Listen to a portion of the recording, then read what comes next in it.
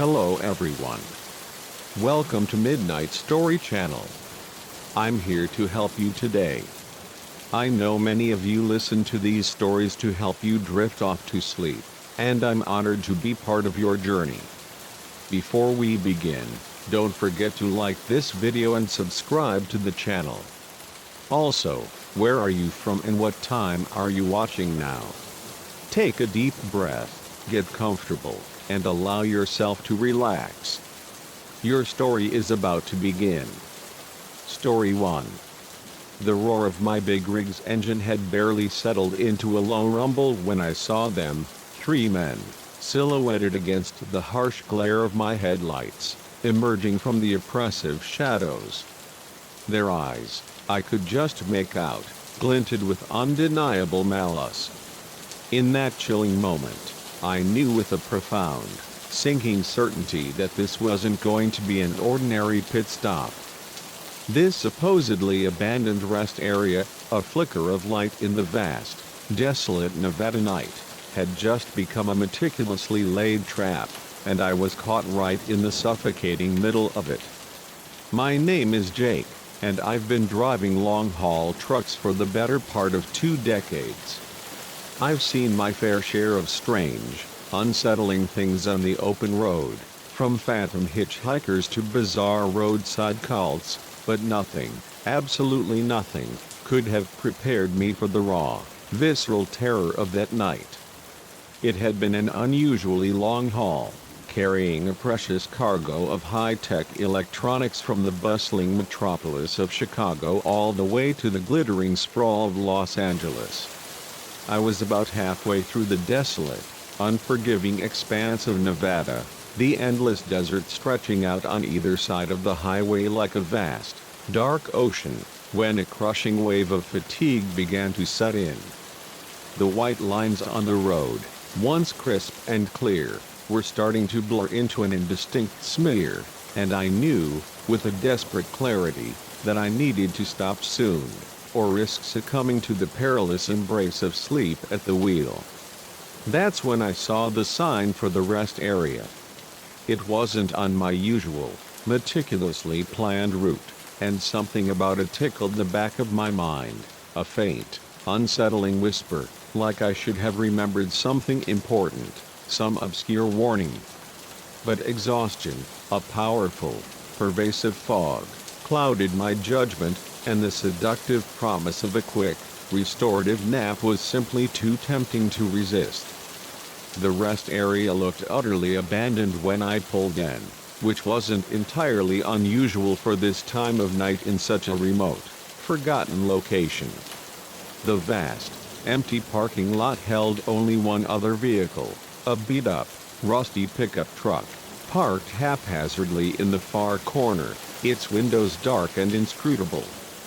I figured it belonged to another weary traveler, a fellow soul catching some much-needed shut-eye. I maneuvered my colossal rig into a spot, killed the rumbling engine, and let out a deep, shuddering sigh of profound relief. The sudden silence, after hours of relentless road noise, was almost deafening, a heavy, oppressive blanket. I was just about to climb into the sleeper cab, already mentally preparing for the sweet oblivion of rest, when a subtle movement caught my eye. 3 men. They were approaching my truck, fanning out as they came, their shadows long and distorted in the artificial glow of my headlights. They moved with a chilling purpose, their stance suggesting, unequivocally, that this was not going to be a friendly late-night chat. My hand instinctively went to the door lock, a futile gesture, for I knew, with a sinking heart, that it wouldn't offer much protection if they truly wanted to get in. The leader, a tall, imposing figure with a scraggly, unkempt beard that obscured most of his face, stepped into the pool of stark, unforgiving light cast by my headlights. "Evening, driver," he called out, his tone deceptively casual, but with an unmistakable undercurrent of menace, a low, predatory growl. "Looks like you could use some help." I forced a brittle, unconvincing smile, striving desperately to keep my voice steady, to project a calm I didn't feel. Thanks, but I'm all good. Just stopping for a quick rest. The man's smile didn't reach his cold, dead eyes. Oh, I insist, he purred, a chillingly soft command. It's dangerous out here, all alone. Why don't you come on out and join us? My mind raced, a chaotic maelstrom of terror and frantic calculations. I was trapped in the cab, outnumbered, and, very likely, outgunned. I couldn't simply drive off without risking running them over, an act that could land me in a world of legal trouble, even if I managed to escape. I needed to buy time, to figure out some desperate way out of this nightmare.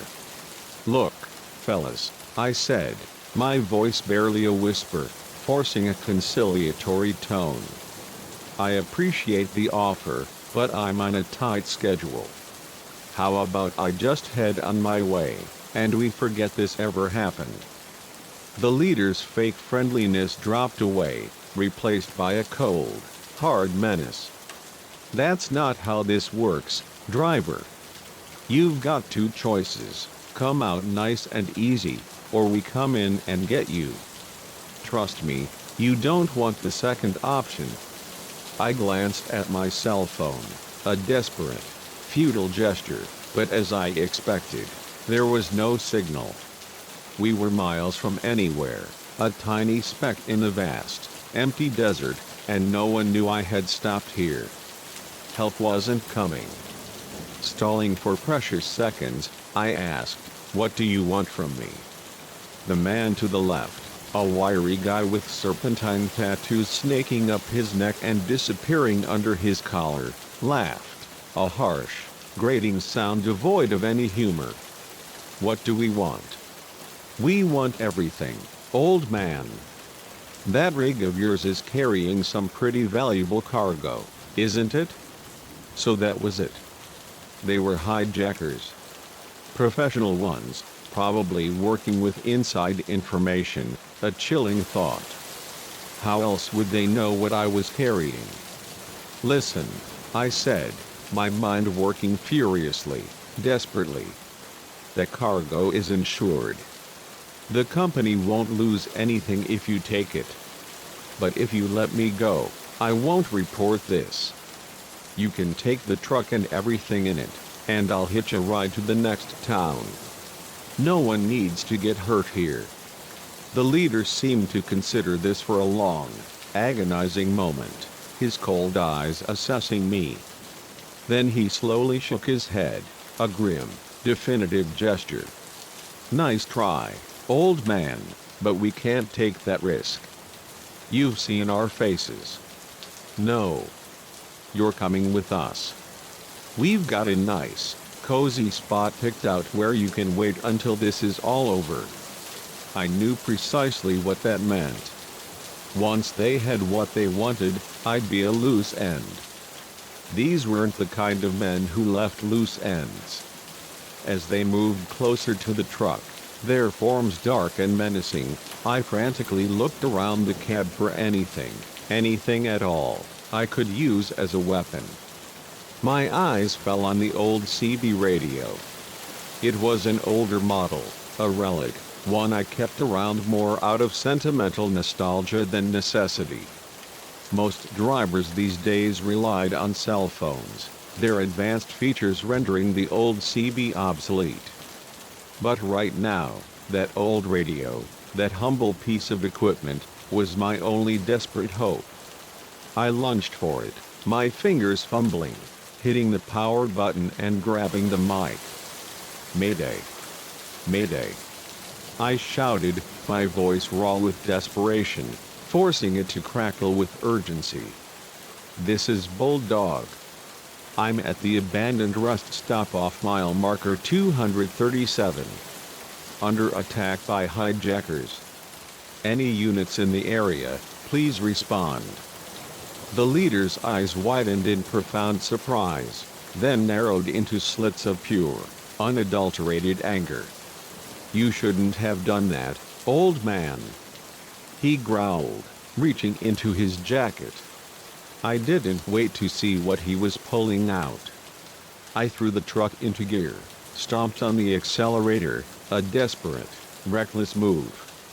The rig lurched forward, its massive weight catching the men off guard, forcing them to dive wildly out of the way to avoid being crushed. As I pulled onto the highway, I heard a sharp crack and felt a violent impact. My side mirror exploded, shattered glass spraying inward. They were shooting at me. I pushed the accelerator to the floor, silently praying the old girl had enough raw power to outrun them. In my rearview mirror, I saw the pickup truck peel out of the rest area, its headlights rapidly growing larger, gaining on me with terrifying speed. My rig might have had power, brute force, but it was no match for a lighter, faster vehicle in terms of pure speed. I kept the CB mic gripped tightly in my hand, continuously broadcasting my position and the escalating situation, a desperate, repetitive plea into the void. But the radio remained ominously silent. Was anyone out there listening? Was anyone even receiving my call?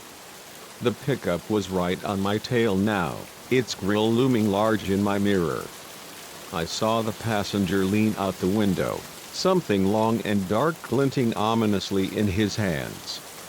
Another shot rang out, and I felt the truck shudder, a violent tremor through its frame. They were aiming for my tires, trying to cripple me. Desperately, instinctively, I began to weave back and forth across the highway, a desperate, erratic dance, making myself a harder target. It worked, but it also slowed me down. They were gaining, closing the gap. Just when I thought it was all over, that my time had truly run out, I heard the most beautiful, comforting sound in the world crackle over the CB. "This is Unit 17, responding to your mayday. What's your 20, bulldog?"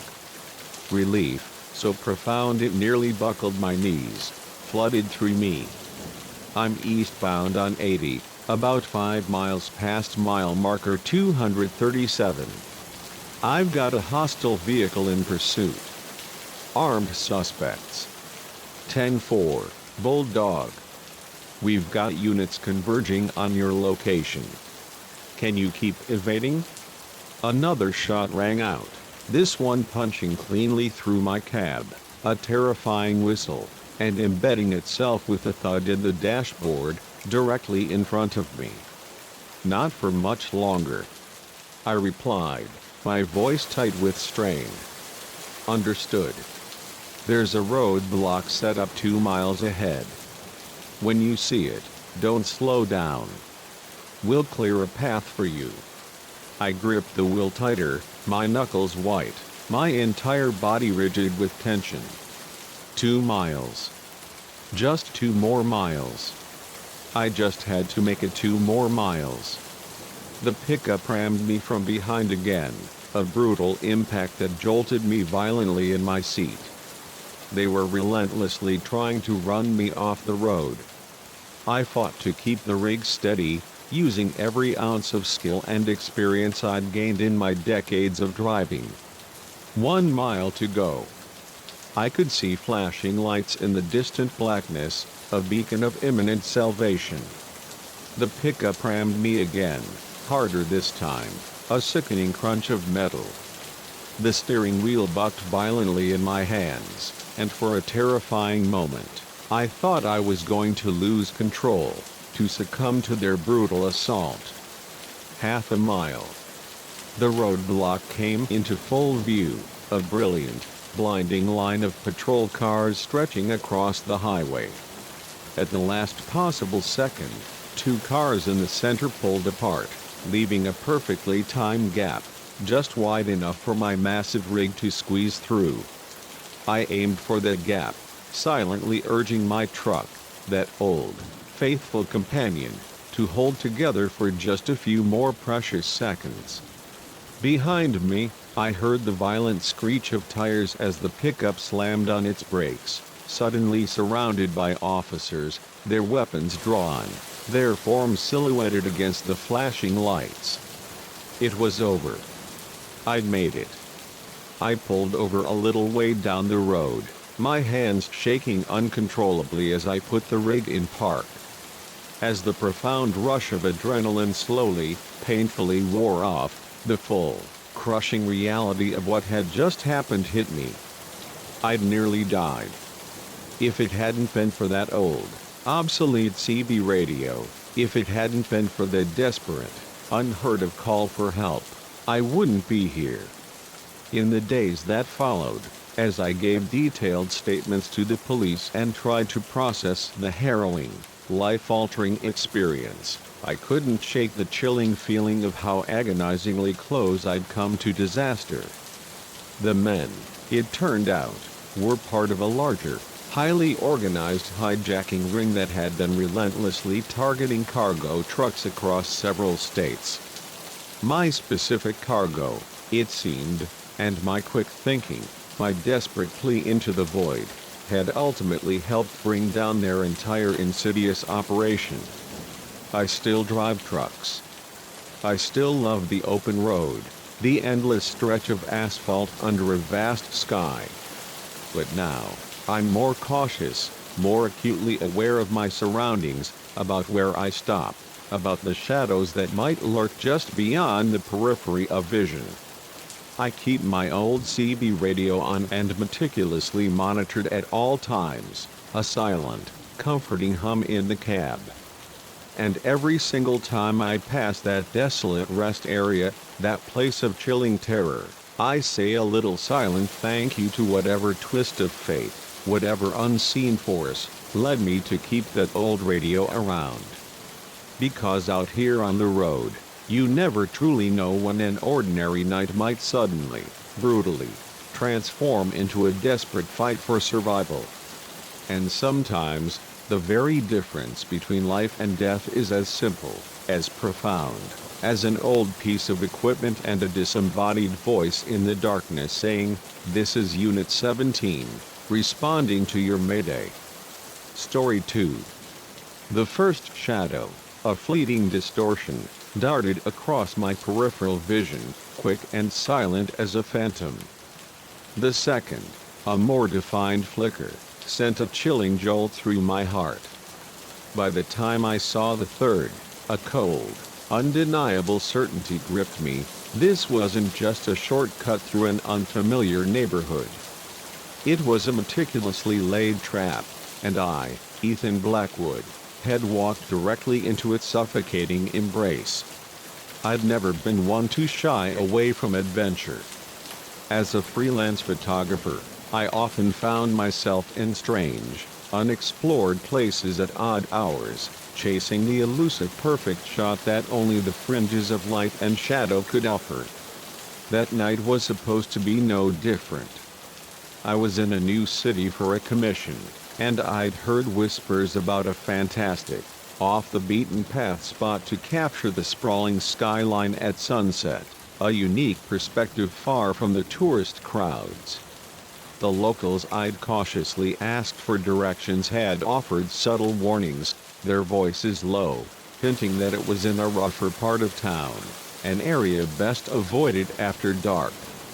But I, in my youthful confidence, had brushed off their concerns. I'd navigated plenty of sketchy areas before, always managing to emerge unscathed, my camera full of compelling images.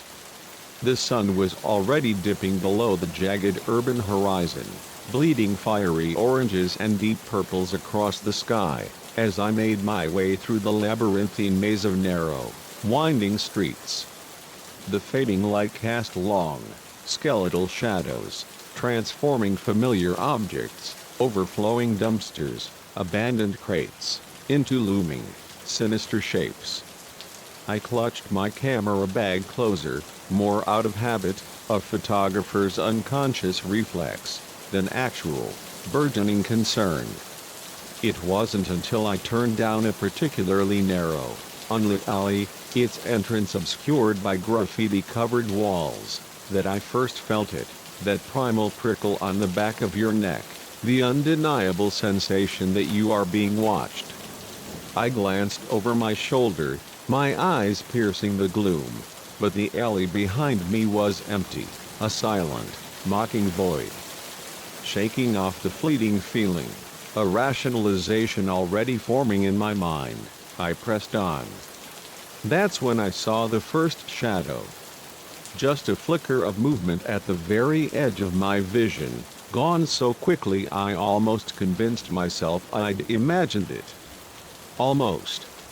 I picked up my pace, my eyes darting from side to side, frantically searching for the source of that fleeting, disturbing shadow. The grimy buildings loomed over me, their blank, broken windows like dead, unseeing eyes staring down.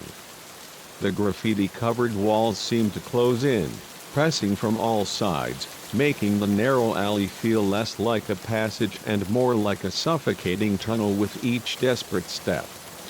The second shadow moved with more chilling purpose, a dark, indistinct figure that slipped from one darkened doorway to another, just ahead of me. My heart began to race, a frantic drum against my ribs, and I felt the first real, undeniable stirrings of pure fear.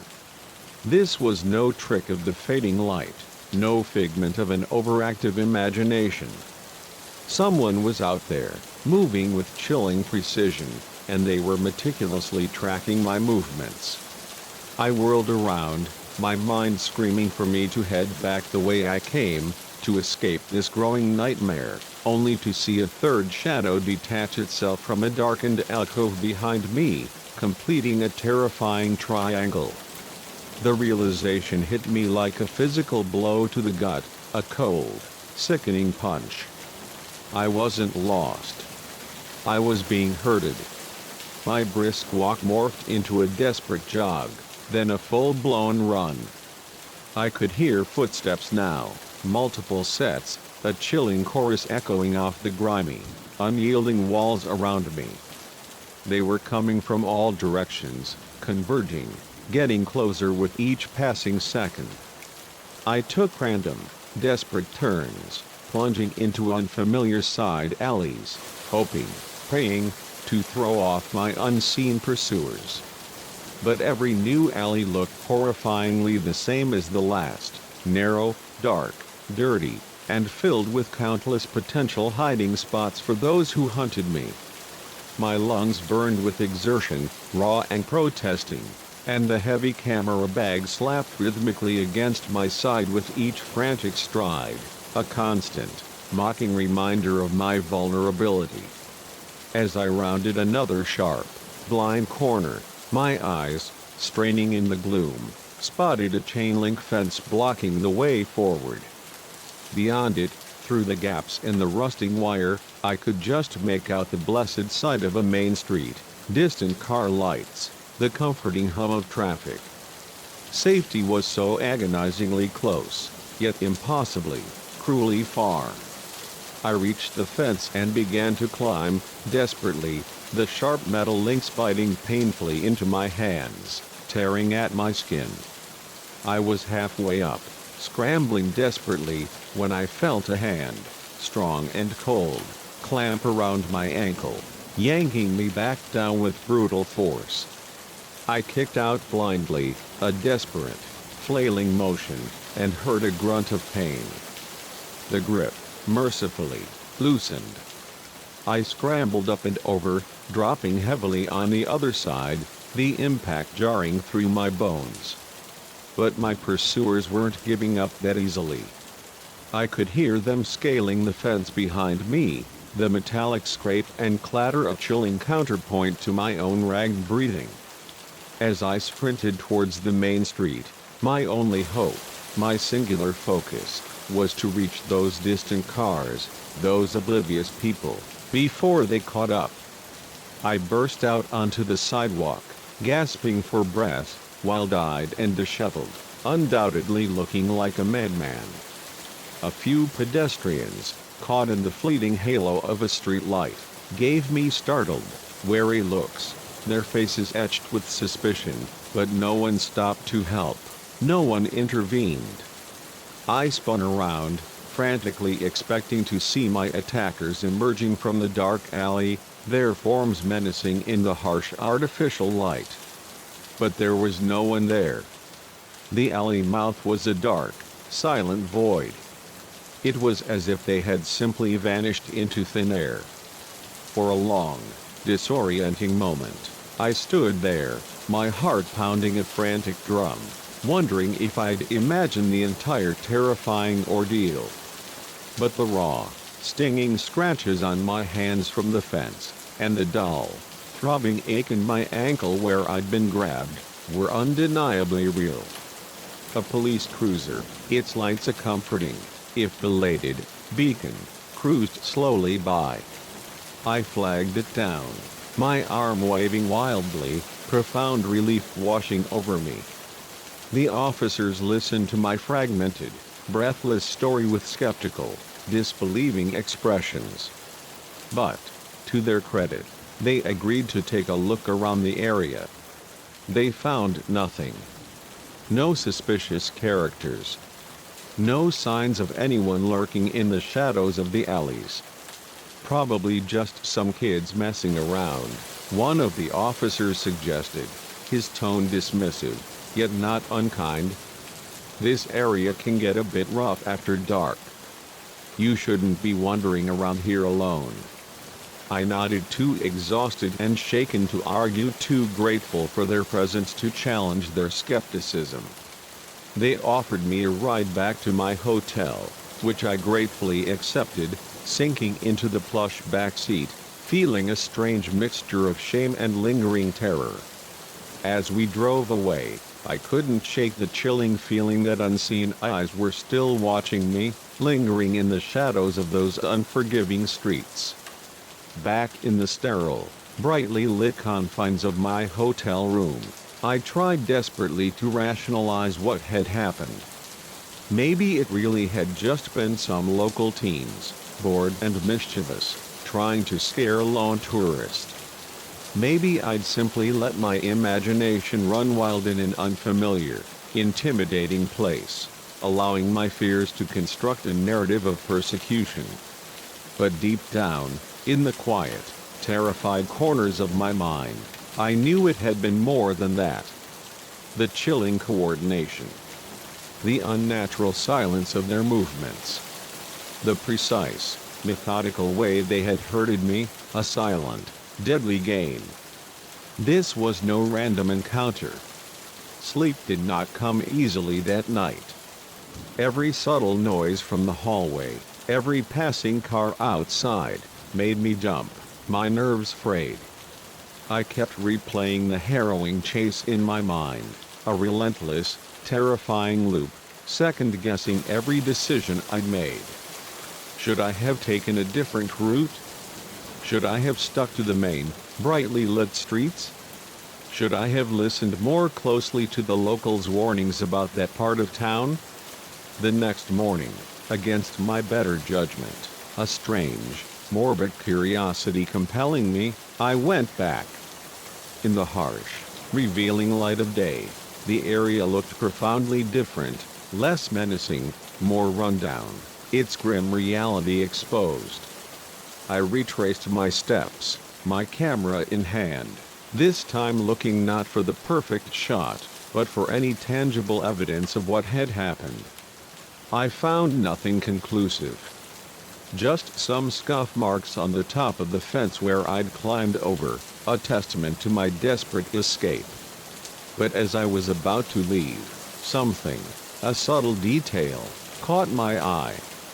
There, spray-painted crudely on a grimy wall, partially hidden behind the overflowing dumpster, was a symbol. A stylized eye, rendered in stark black, encased within a triangle. It meant absolutely nothing to me then, but it sent a fresh, cold shiver down my spine nonetheless. I snapped a quick photo of the symbol and left, quickly, feeling inexplicably exposed, even in the broad daylight. Back at my hotel, I spent hours researching, desperately trying to find any meaning, any explanation, behind the unsettling symbol. My search led me down a dark, convoluted rabbit hole of fringe conspiracy theories and chilling urban legends. Stories of shadowy, clandestine organizations that supposedly controlled cities from subterranean labyrinths, of terrifying initiation rites that involved hunting unsuspecting humans through treacherous urban landscapes. Most of it, I rationally knew, was clearly nonsense, the fevered dreams of the delusional. But some of the details resonated uncomfortably, chillingly so, with my own harrowing experience, the coordinated, silent pursuit. The sudden, inexplicable disappearance when witnesses appeared. The strange, indelible marking left behind. It was all too similar to some of the horrifying stories I read. Too many unsettling coincidences. I never did get that elusive skyline shot. I finished my commission with safe, boring photos, meticulously taken in well-lit, heavily populated areas. And as soon as the job was done, I left the city, looking over my shoulder, my gaze constantly scanning the entire way to the airport. In the years since, I've become undeniably more cautious in my work. I stick to main roads, to well-populated areas. I don't venture out alone at night in unfamiliar places. Some might call it paranoia, a lingering trauma. But I call it survival. But sometimes, late at night, when I'm editing photos, the quiet hum of my computer the only sound, I'll catch a fleeting glimpse of something in the background of a shot, a faint shadow where there shouldn't be one. A figure, just out of focus, a ghostly, unsettling presence. And I'll remember that night. Running through those dark, twisting alleys. The terrifying sound of footsteps echoing all around me, closing in. I don't know who they were, those silent hunters, or what, precisely, they wanted. I don't know if I was targeted specifically, marked for some unknown reason, or if I was just in the wrong place at the wrong time, an unwitting participant in their dark game. But I do know this, there are parts of our cities that don't appear on any map, places where the very fabric of reality seems to fray. There are people who move in the deepest shadows, unseen by those who live in the comfortable light. And sometimes, if you're not excruciatingly careful, you might find yourself, unknowingly, stepping into their world. So the next time you're in an unfamiliar place, and you feel that subtle prickle on the back of your neck, that unsettling sense that you're being watched, don't ignore it. Don't try to rationalize it away with logic and reason. Run. Run as fast as you possibly can towards the light, towards other people, towards safety. Because you never know when a simple shortcut might turn into something far, far more dangerous. And if you ever see that symbol, that chilling eye in the triangle, turn around. Go back the way you came. Some mysteries, I've learned, are better left unsolved. Some worlds, some dark enclaves, are better left unexplored. Because once you've glimpsed what truly lurks in the shadows, you can never truly return to the comforting, mundane light. Story 3. The rusted Ferris wheel groaned and swayed in the ceaseless midnight breeze, a gaunt, skeletal sentinel standing silent witness to the unfolding horror beneath its towering, decrepit form. As I, Alex Lex Carter, crouched low, pressed against the cold, grimy metal behind the dilapidated ticket booth, my camera clutched tightly to my chest, a profound and sickening dread solidified in my gut. I wasn't just documenting the haunting beauty of an abandoned amusement park. I was witnessing something far more sinister, a clandestine operation unfolding in the deepest shadows. And now, I was fighting for my life. My name is Lex, and I'm a freelance photographer specializing in urban exploration. There's a raw, almost haunting beauty in abandoned places, the way time and nature slowly reclaim them, the whispers of forgotten joy and sorrow clinging to their decaying structures. I've built a career, a reputation, out of capturing that desolate grandeur through my lens. But nothing in my years of experience, no crumbling asylum, no forgotten factory, no haunted hospital, could have possibly prepared me for the visceral terror of what I encountered at the old Wonderland amusement park. I'd heard whispers, chilling rumors, about Wonderland for years. It had been a thriving, vibrant attraction in the 80s and 90s, a symphony of laughter and screams of delight, but a series of unsettling accidents and egregious financial mismanagement had led to its abrupt, unceremonious closure in 2001. Since then, it had sat abandoned, a silent, rusting monument slowly being reclaimed by the relentless march of time and nature. Other urban explorers, the few who dared to venture inside, spoke of it in hushed, almost reverent tones, describing an eerie atmosphere that transcended the usual creepiness of abandoned places, hinting at something more. Naturally, as a photographer drawn to the macabre and the mysterious, I had to see it for myself. I arrived just as the sun was beginning its slow descent, bleeding fiery oranges and deep purples across the sky, the fading light casting long, distorted shadows across the overgrown, cracked asphalt of the vast parking lot. The main entrance gate hung askew, a twisted parody of its former cheerful self, its once vibrant welcome to Wonderland sign now faded and peeling, barely legible in the dimming light. As I slipped through the narrow gap, my camera at the ready, a shiver, cold and sharp, traced its way down my spine. There was something profoundly off about this place, something beyond the usual decay and desolate silence of an abandoned park. The first few hours were uneventful, though undeniably unsettling. I made my way silently through the crumbling grounds, meticulously documenting the rusted rides and the dilapidated buildings, each frame a testament to forgotten merriment. The silence was oppressive, a heavy, suffocating blanket, broken only by the occasional groan of protesting metal or the scurrying of some unseen, small animal. Every so often, a flicker of movement would catch the very edge of my eye, a fleeting distortion, only to vanish when I turned, leaving nothing but the still, looming shapes of the derelict attractions. It was nearing midnight when I reached the desolate heart of the park, the towering, skeletal silhouette of the Ferris wheel. It loomed above me, a silent giant against the vast, star-filled sky. I was meticulously setting up a long exposure shot, hoping to capture its melancholic grandeur, when I heard it, voices, low and urgent, carried on the night air. At first, my mind, desperate for a rational explanation, jumped to the conclusion that it might be other explorers, fellow adventurers drawn by the park's eerie allure. But as I listened intently, a cold knot formed in my stomach. These voices didn't sound like excited adventurers.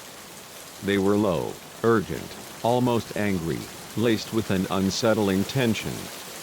Curiosity, the dangerous, insatiable beast, got the better of me. I swiftly packed up my gear, my movements precise and practiced, and began to move silently towards the sound, using the decrepit structures of the park for concealment. As I drew closer, I could clearly make out fragments of their hushed conversation. "Shipment's late, boss ain't going to be happy," one voice growled. "Relax, it'll be here. Cops don't patrol this area anymore. It's perfect."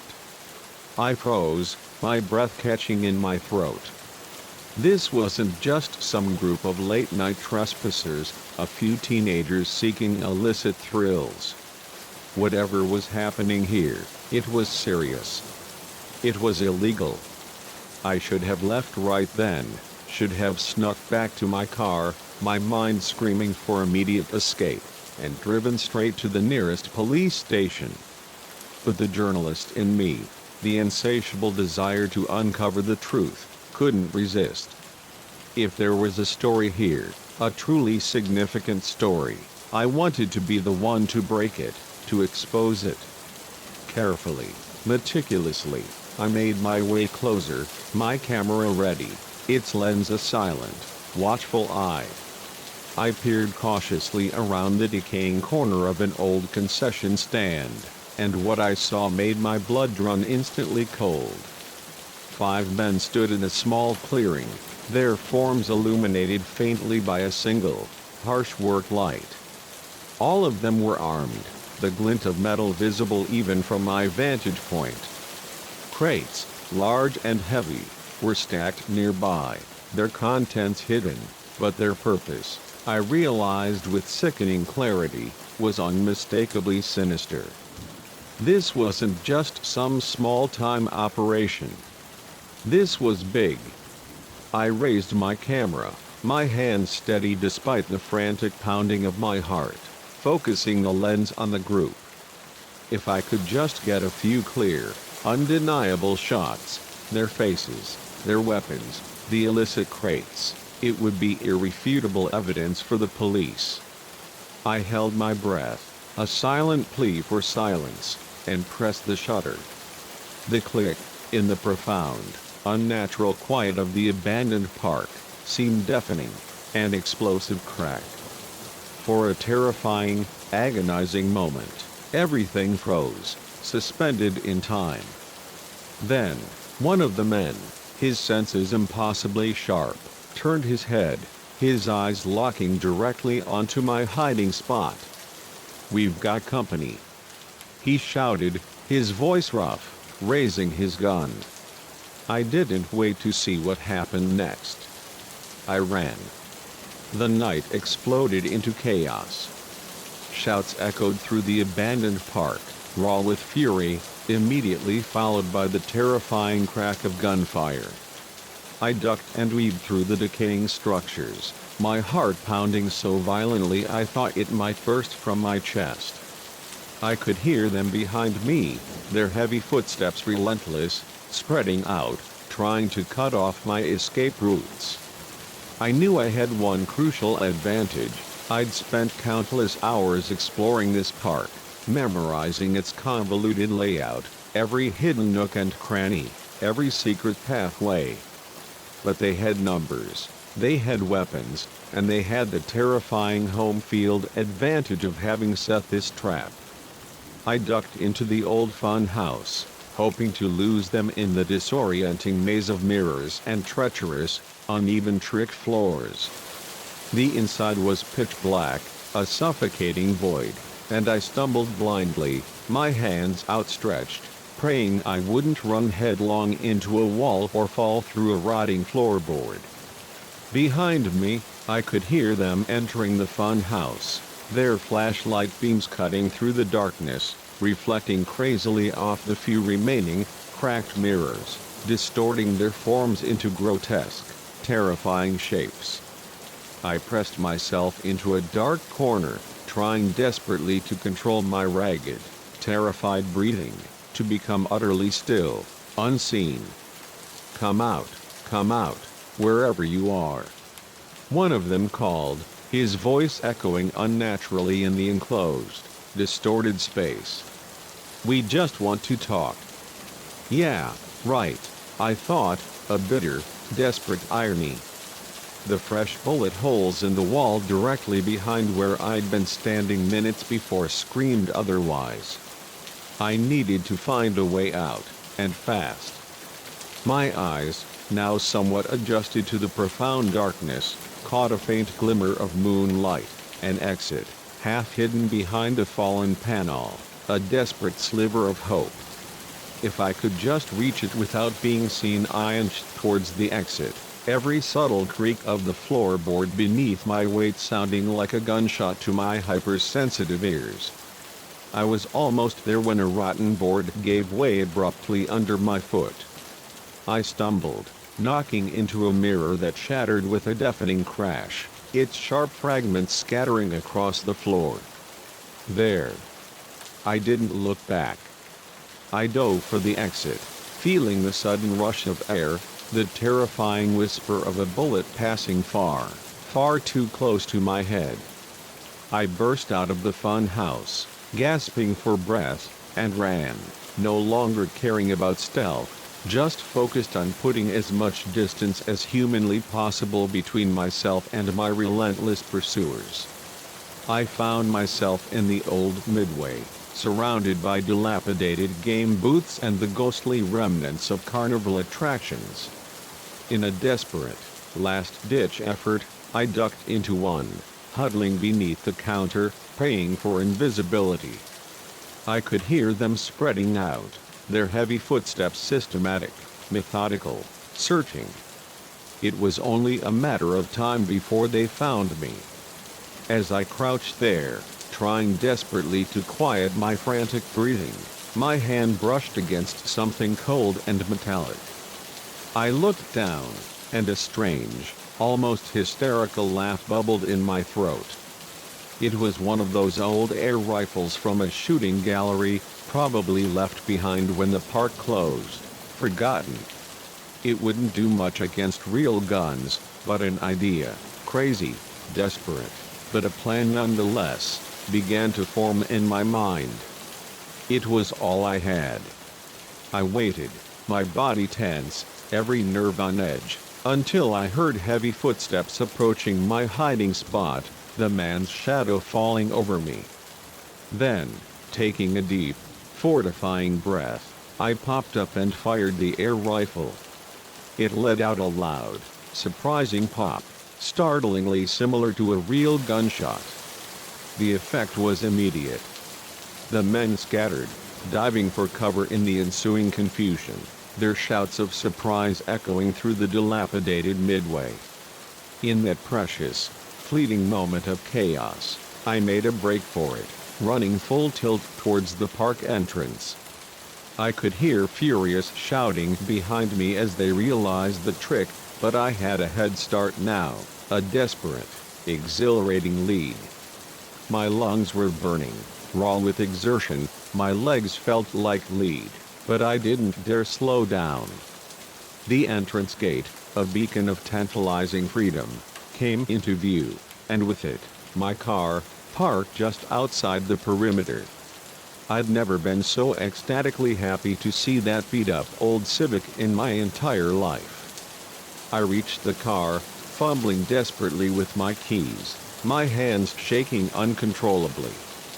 Behind me, I could hear them getting closer, their furious shouts growing louder, more distinct. The key slid home into the ignition, and I yanked the door open, throwing myself inside. The engine roared to life with a satisfying growl just as they burst out of the park entrance. I threw the car into reverse, tires squealing in protest, as I peeled out of the parking lot, leaving them in a cloud of dust and gravel. In my rear-view mirror, I saw them pile into a battered van, its engine roaring, ready to give chase. What followed was the most terrifying, adrenaline-fueled drive of my life. I sped down abandoned back roads, the van a relentless shadow close behind, its headlights burning holes in the darkness. Every sharp turn was a desperate gamble. Every straightaway, a chance for them to gain ground. It wasn't until I reached the main highway, merging frantically into the late-night traffic, that I finally, blessedly, lost them.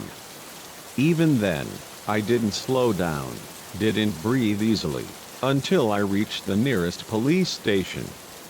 The next few days were a blur of police statements, FBI investigations, and the relentless flash of media cameras.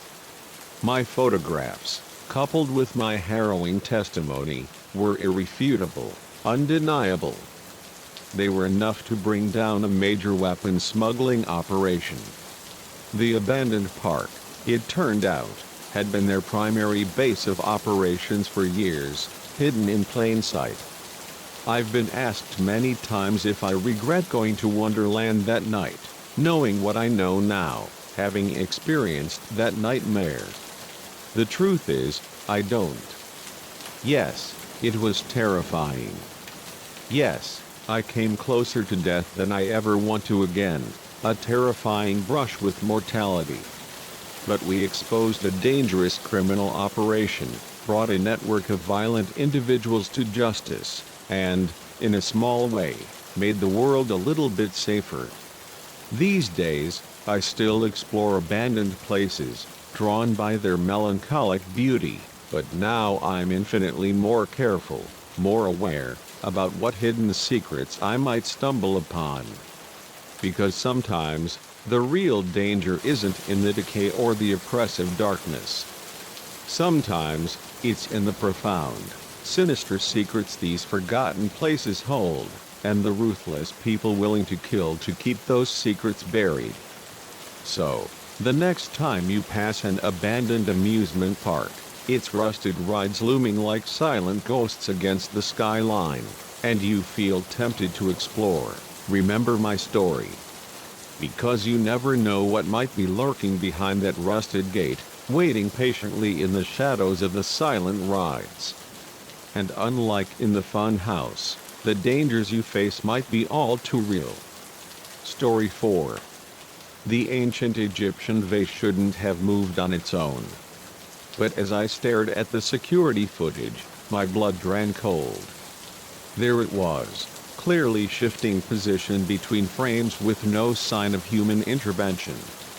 Little did I know, this seemingly impossible occurrence would plunge me into a night of terror that would challenge everything I thought I knew about reality and the thin line between the past and present. I'd been working as a night watchman at the City Museum for about 6 months. It was a quiet job, perfect for a graduate student like me who needed time to study. Most nights, I'd make my rounds, check the security feeds, and then settle in with my anthropology textbooks. The hardest part of the job was usually just staying awake. But that night changed everything. It started like any other shift. I arrived at 10 p.m., relieved the day guard, and began my first round of checks. The museum was eerily quiet, the exhibits casting long shadows in the dim emergency lighting.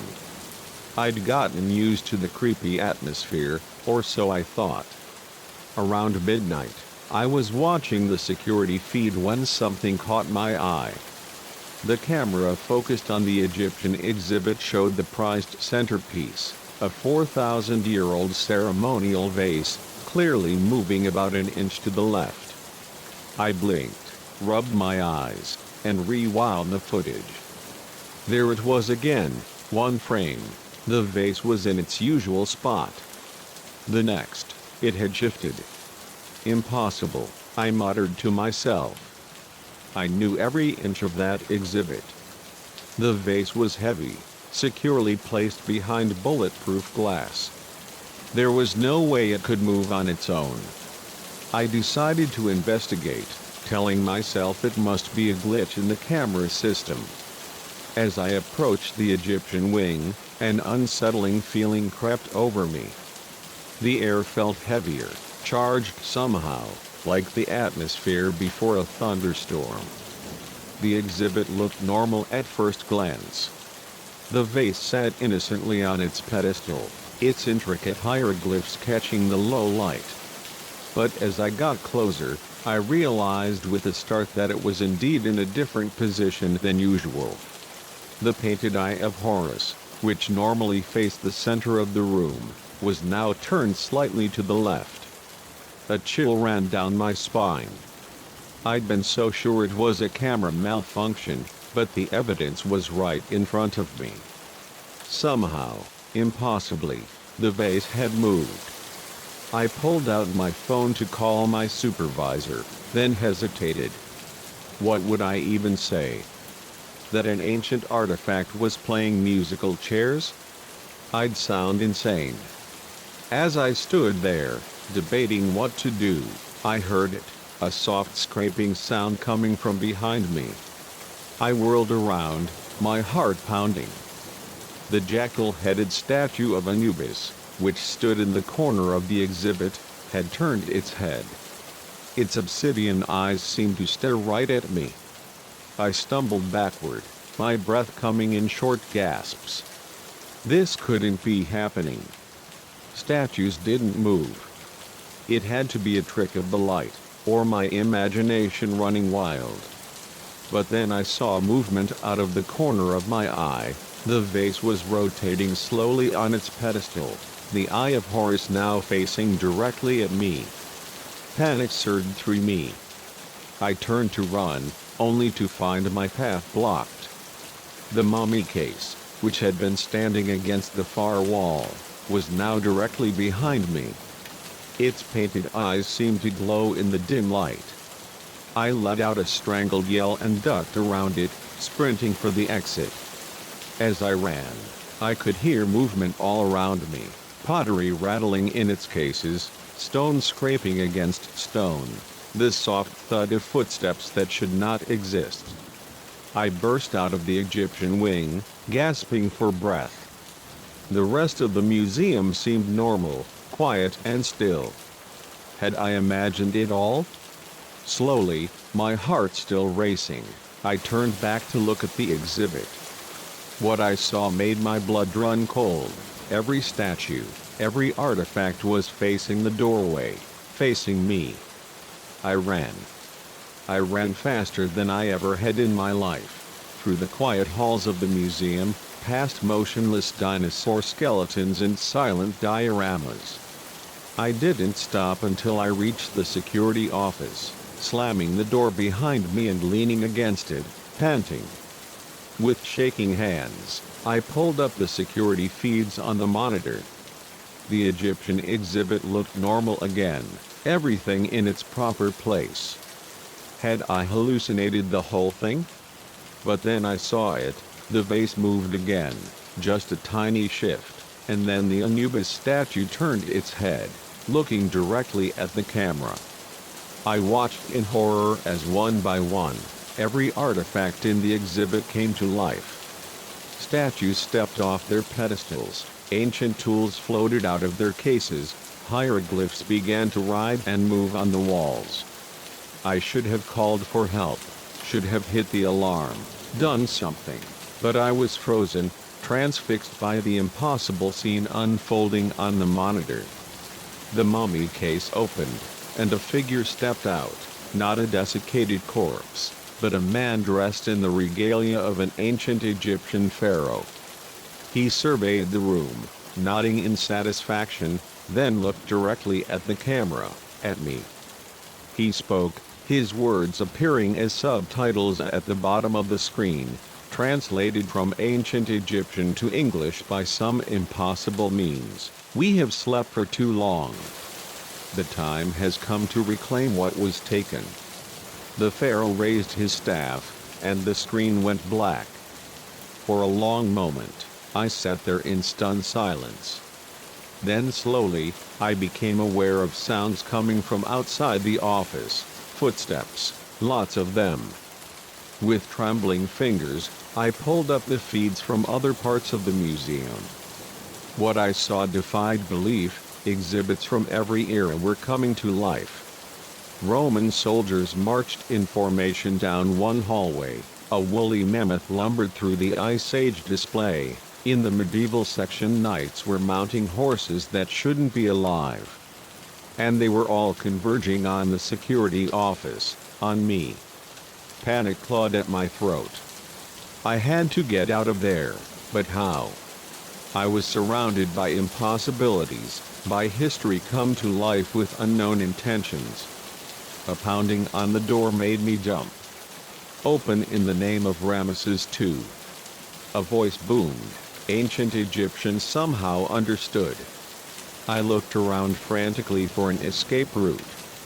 The air vent was too small, the windows barred. I was trapped. The pounding grew louder. I could hear other voices now, a cacophony of languages from across time. The door began to splinter. In desperation, I did the only thing I could think of.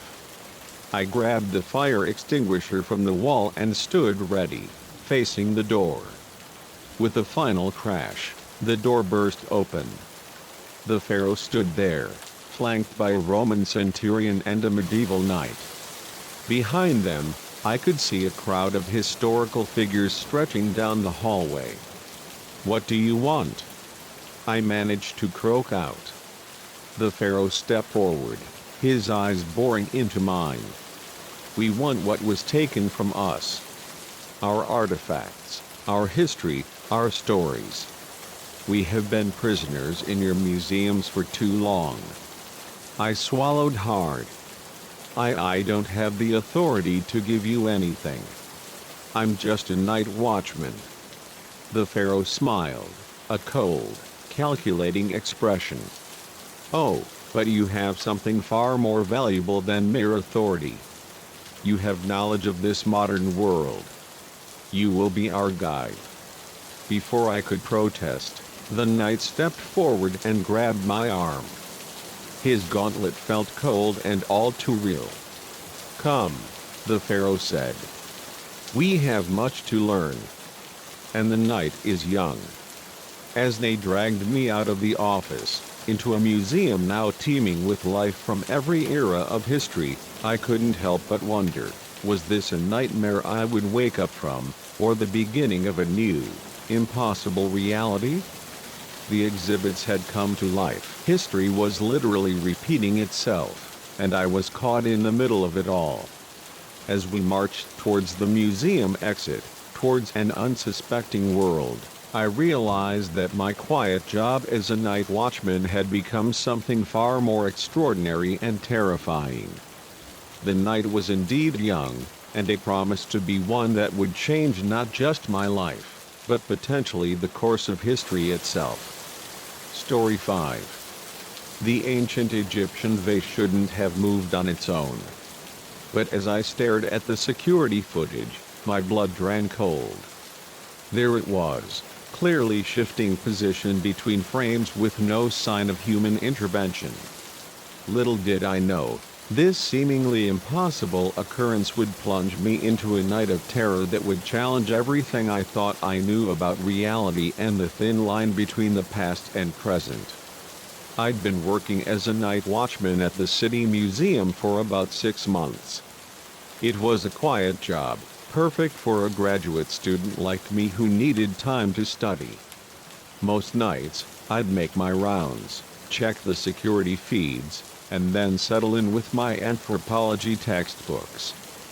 The hardest part of the job was usually just staying awake. But that night changed everything. It started like any other shift. I arrived at 10 p.m., relieved the day guard, and began my first round of checks. The museum was eerily quiet, the exhibits casting long shadows in the dim emergency lighting. I'd gotten used to the creepy atmosphere, or so I thought. Around midnight, I was watching the security feed when something caught my eye. The camera focused on the Egyptian exhibit showed the prized centerpiece, a 4,000-year-old ceremonial vase, clearly moving about an inch to the left. I blinked, rubbed my eyes, and rewound the footage. There it was again, one frame. The vase was in its usual spot. The next, it had shifted. Impossible, I muttered to myself. I knew every inch of that exhibit. The vase was heavy, securely placed behind bulletproof glass. There was no way it could move on its own. I decided to investigate, telling myself it must be a glitch in the camera system. As I approached the Egyptian wing, an unsettling feeling crept over me. The air felt heavier, charged somehow, like the atmosphere before a thunderstorm. The exhibit looked normal at first glance. The vase sat innocently on its pedestal, its intricate hieroglyphs catching the low light. But as I got closer, I realized with a start that it was indeed in a different position than usual.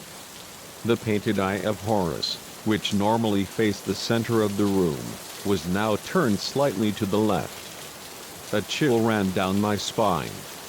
I'd been so sure it was a camera malfunction, but the evidence was right in front of me. Somehow, impossibly, the vase had moved.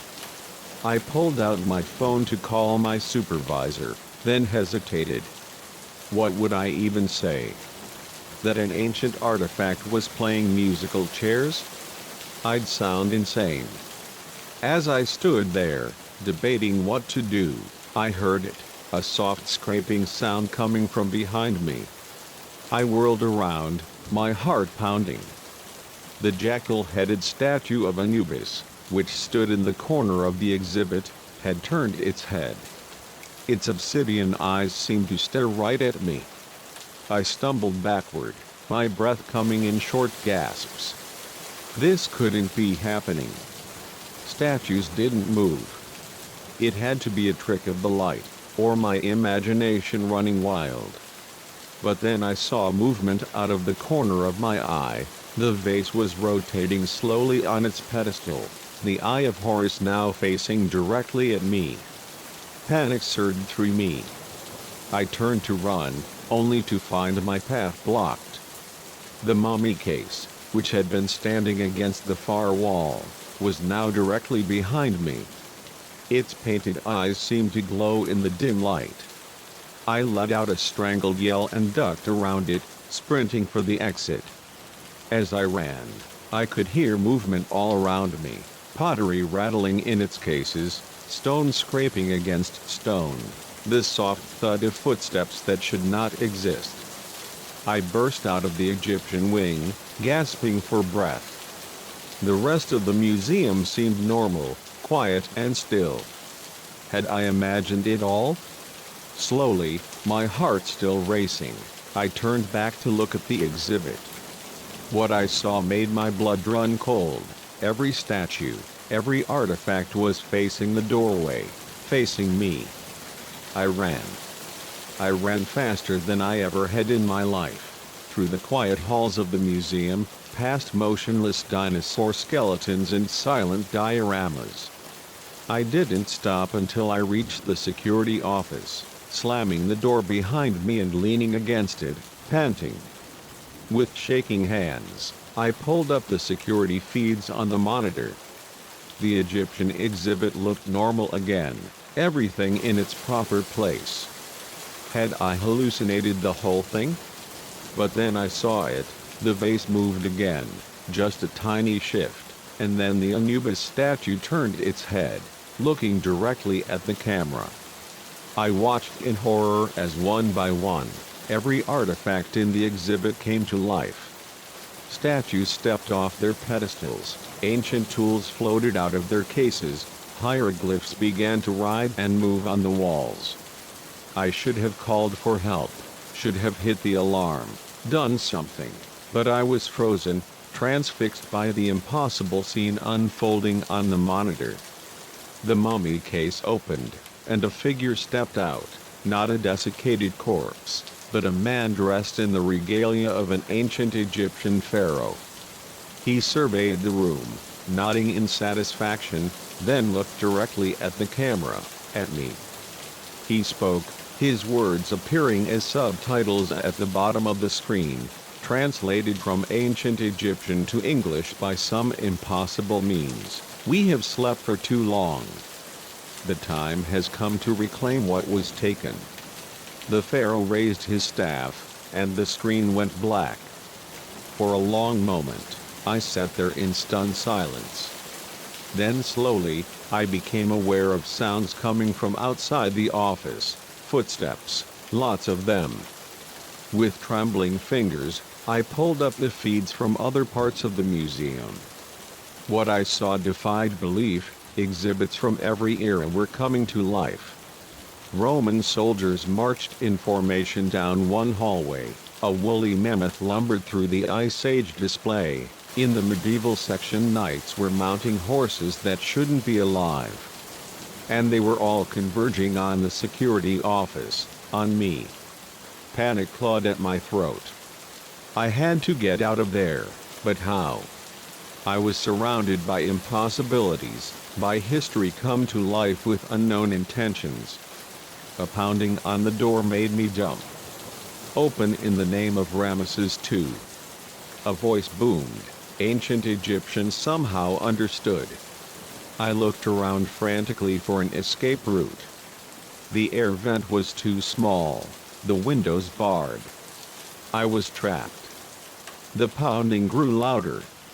I could hear other voices now, a cacophony of languages from across time. The door began to splinter. In desperation, I did the only thing I could think of.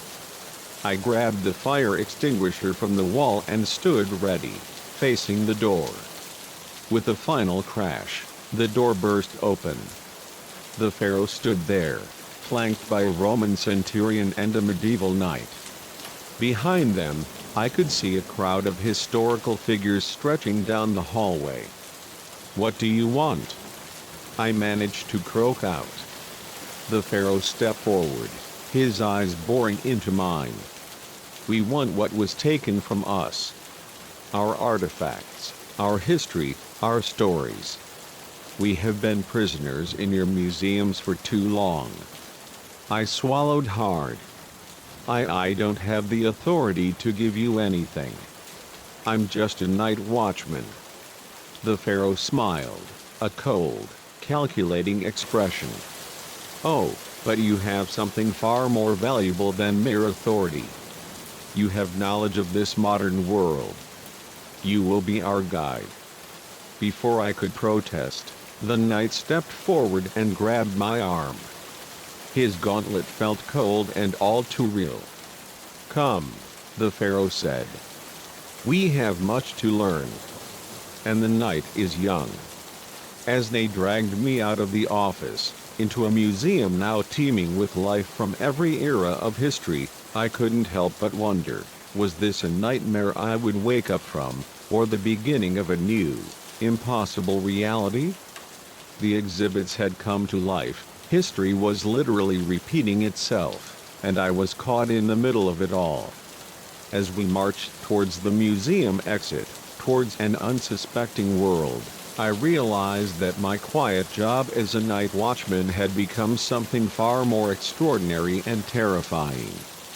The night was indeed young, and it promised to be one that would change not just my life, but potentially the course of history itself. Story 6.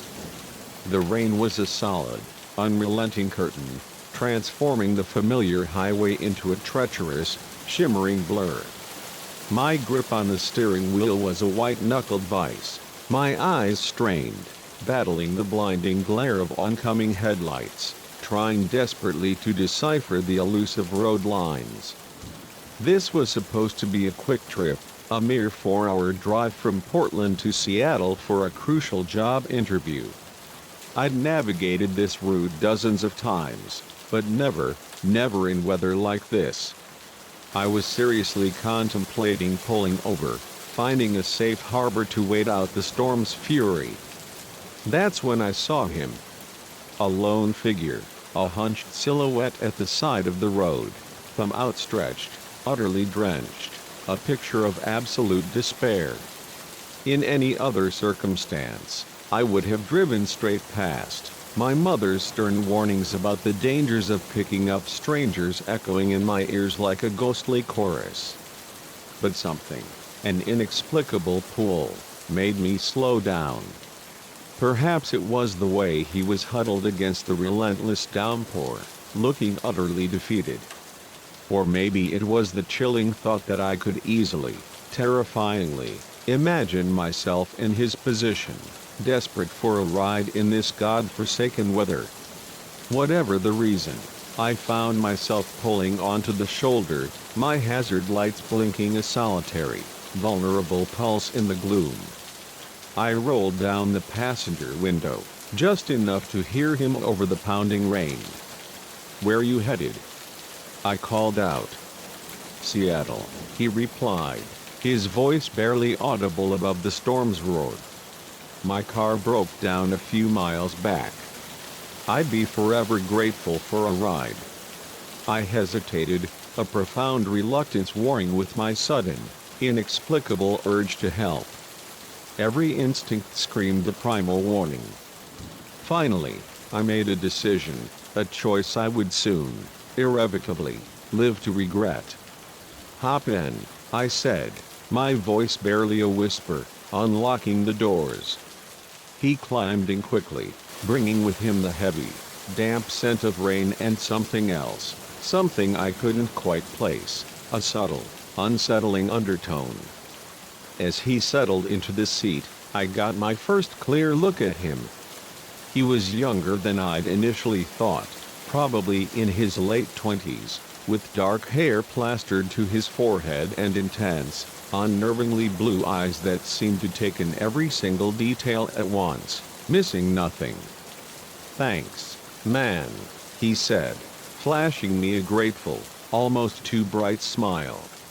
"You're a lifesaver." I nodded, pulling back onto the highway, the rhythmic swish of the wipers the only sound in the sudden, heavy silence. "No problem. I'm Alex, by the way." "Jack," he replied, his voice smooth, a deceptive calm. "Nice to meet you, Alex." We drove in silence for a while, the only sound the hypnotic swish of the wipers. I kept sneaking glances at Jack, trying desperately to get a read on him. He seemed harmless enough, just a guy down on his luck, a traveler stranded by the storm. "So, what brings you to Seattle?" I asked, trying to break the growing tension, to fill the suffocating silence. Jack shifted in his seat, his eyes darting quickly to me and then back to the road, a nervous, furtive glance. "Oh, work stuff. What about you?" "Job interview," I replied, "tech company downtown." He nodded, but I noticed his hands were fidgeting in his lap, a small, unsettling tic. Cool. "Hey, do you mind if we make a quick stop? I'm dying for a smoke." I frowned. We'd only been driving for about 20 minutes. "Can't it wait? This weather's pretty brutal." Jack's demeanor transformed instantly, a terrifying metamorphosis. His friendly smile evaporated, replaced by a hard, cold, utterly menacing look. I said, "Pull over." That's when I saw it, the chilling glint of metal in his hand. A knife. My heart started racing, a frantic, desperate drumbeat against my ribs, adrenaline flooding my entire system.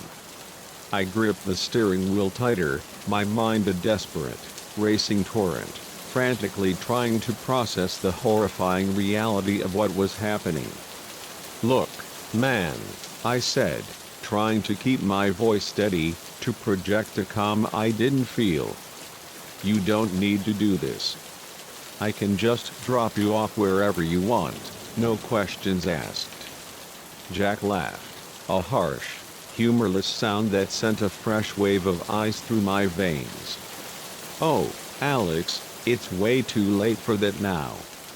Pull over before I have to get nasty." I glanced frantically in the rearview mirror, desperately hoping to see another car, a beacon of rescue, but the highway behind us stretched empty, swallowed by the oppressive darkness. It was just us. The rain. And miles of desolate, dark road ahead. Making a split-second, desperate decision, I jerked the wheel hard to the right. The car swerved violently, tires screeching in a deafening protest on the wet asphalt. Jack was thrown brutally against the door, the knife clattering to the floor with a metallic clang. "What the hell?" he shouted, scrambling desperately to regain his balance. I didn't respond, too consumed by the terrifying fight to keep the car under control. We fishtailed wildly for a heart-stopping moment, a terrifying dance with oblivion, before I managed to straighten us out. Jack lunged for the knife, a desperate, frantic movement, but I was ready. I slammed on the brakes, sending him flying violently forward, his head impacting the dashboard with a sickening, audible thud. For a moment, everything was still, suspended in a terrifying silence. Jack groaned, a low, guttural sound, dazed from the brutal impact. I saw my chance, a fleeting window of opportunity, and seized it, reaching across him to fling open the passenger door. "Get out!" I yelled, my voice raw, giving him a hard, desperate shove. But Jack wasn't going down without a vicious fight. He grabbed my arm, his fingers digging in with agonizing pain, his grip surprisingly strong. "You're not getting rid of me that easily," he snarled, his voice a low, vicious growl. We grappled in the confined, suffocating space, a frenzied tangle of limbs, a desperate, brutal dance of survival. I felt a sharp, searing pain in my side and realized with a sickening jolt that he'd managed to grab the knife again. Warm, sticky blood began to spread, an insidious stain across my shirt. The car, utterly forgotten in our brutal struggle, had begun to drift, a silent, deadly glide. We were heading straight for the guardrail, a thin, flimsy barrier between us and oblivion. "Stop!" I shouted, my voice hoarse with terror. "We're going to crash." But Jack was beyond reason, his eyes wild, utterly consumed by a desperate, manic energy. He raised the knife again, its blade gleaming ominously, aiming for my throat. At the last, impossible second, I managed to grab his wrist, deflecting the lethal blow. The knife sliced through the air, a whisper of death, embedding itself with a jarring thud in the headrest, mere inches from my ear. The impact with the guardrail came a moment later, a deafening, metallic shriek of tortured metal. The airbags deployed with a deafening bang, filling the car with acrid, suffocating smoke. My head snapped forward, then back, a violent whiplash, stars exploding behind my eyes, a kaleidoscopic burst of pain and disorientation. For a few agonizing seconds, all I could hear was a high-pitched, piercing ringing in my ears. Then, slowly, painfully, other sounds filtered in, the ominous hiss of steam from the crumpled hood, the relentless, suffocating patter of rain, and Jack groaning weakly beside me. I blinked, trying desperately to clear my vision. The windshield was a shattered spider of cracks, barely clinging together. Through the distorted glass, I could see the guardrail had given way. Beyond was nothing but a terrifying, inky darkness and the distant, malevolent glimmer of water, far, far below. We were teetering precariously on the very edge of a cliff. Jack stirred, pushing himself up, blood trickling from a gash on his forehead, a grotesque, crimson mask. But his eyes were clear, terrifyingly clear, and filled with a cold, burning fury. "You idiot!" he spat, his voice laced with venom. "Look what you've done." I didn't waste precious time responding. I fumbled frantically for my seat belt, my fingers clumsy and slow with pain and terror. Jack realized my desperate intent and lunged for me again, a predatory blur, but the deployed airbag between us hindered his movement, a fortunate obstacle. I managed to free myself just as his hands, cold and brutal, closed around my throat. Gasping for air, I pushed open my door and half fell, half crawled out of the shattered wreckage of the car. The rain was still coming down in relentless torrents, instantly soaking me to the bone, chilling me to my core. I staggered to my feet, nearly slipping on the wet, treacherous pavement. Jack was right behind me, a monstrous shadow clambering out of the wreckage. "You're not getting away," he yelled, his voice barely audible above the howling wind. I turned to run, but my injured side screamed in protest, a searing agony that crippled me. I managed only a few stumbling steps before he was on me, a brutal, crushing impact, tackling me to the ground. We rolled, a desperate tangle of limbs, grappling and punching, terrifyingly close to the sheer, unforgiving edge of the cliff. I could feel myself weakening, the relentless drain of blood loss and the profound shock of the crash taking their heavy toll. Jack sensed it too, a triumphant, malevolent gleam in his eyes as he pinned me down, his weight crushing.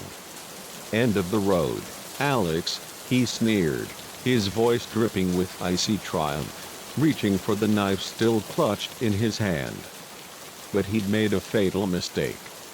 In his eagerness to finish me off, to secure his twisted victory, he'd let his guard down, a momentary lapse in his predatory focus. With the last, desperate surge of my strength, I brought my knee up hard, a brutal, bone-jarring impact, catching him squarely in the stomach. Jack's eyes widened in profound surprise and searing pain. He doubled over, a guttural gasp escaping his lips, losing his balance, and then, almost in agonizing slow motion, he toppled backward. I watched, horrified, as he fell, his mouth open in a silent, soundless scream, his arms windmilling uselessly in the empty air. Then he disappeared, swallowed by the inky darkness below, his fall ending with a sickening, distant splash. For a long, agonizing moment, I just lay there in the relentless rain, my body aching, every muscle screaming, my mind struggling desperately to process the unspeakable horror that had just transpired. Then, slowly, painfully, I pushed myself to my feet. I limped back to the crumpled wreckage of my car, a desperate prayer on my lips that my phone had somehow survived the violent crash. By some impossible miracle, it had. With shaking hands, I dialed 911, the lifeline connecting me to a world of order and safety. As I waited for help to arrive, watching the flashing, distant lights of emergency vehicles slowly approaching in the inky blackness, I couldn't help but replay the night's horrifying events in a relentless, vivid loop in my mind. How quickly things had spiraled, a terrifying descent into chaos. How perilously close I'd come to a brutal, violent death. I had offered a ride to a stranger, thinking I was performing a simple act of kindness, a gesture of compassion.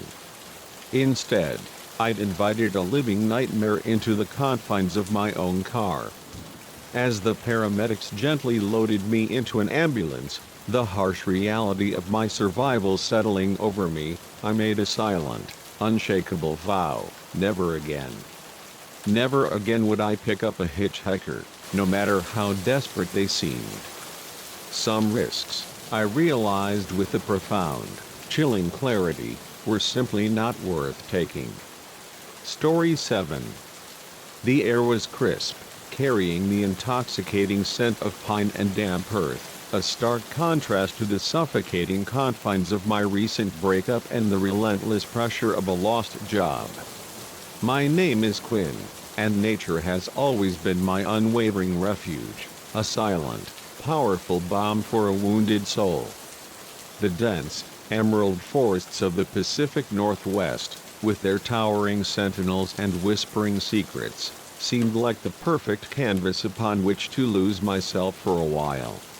I had been on the trail for 3 days, reveling in the profound solitude, the invigorating bite of the mountain air.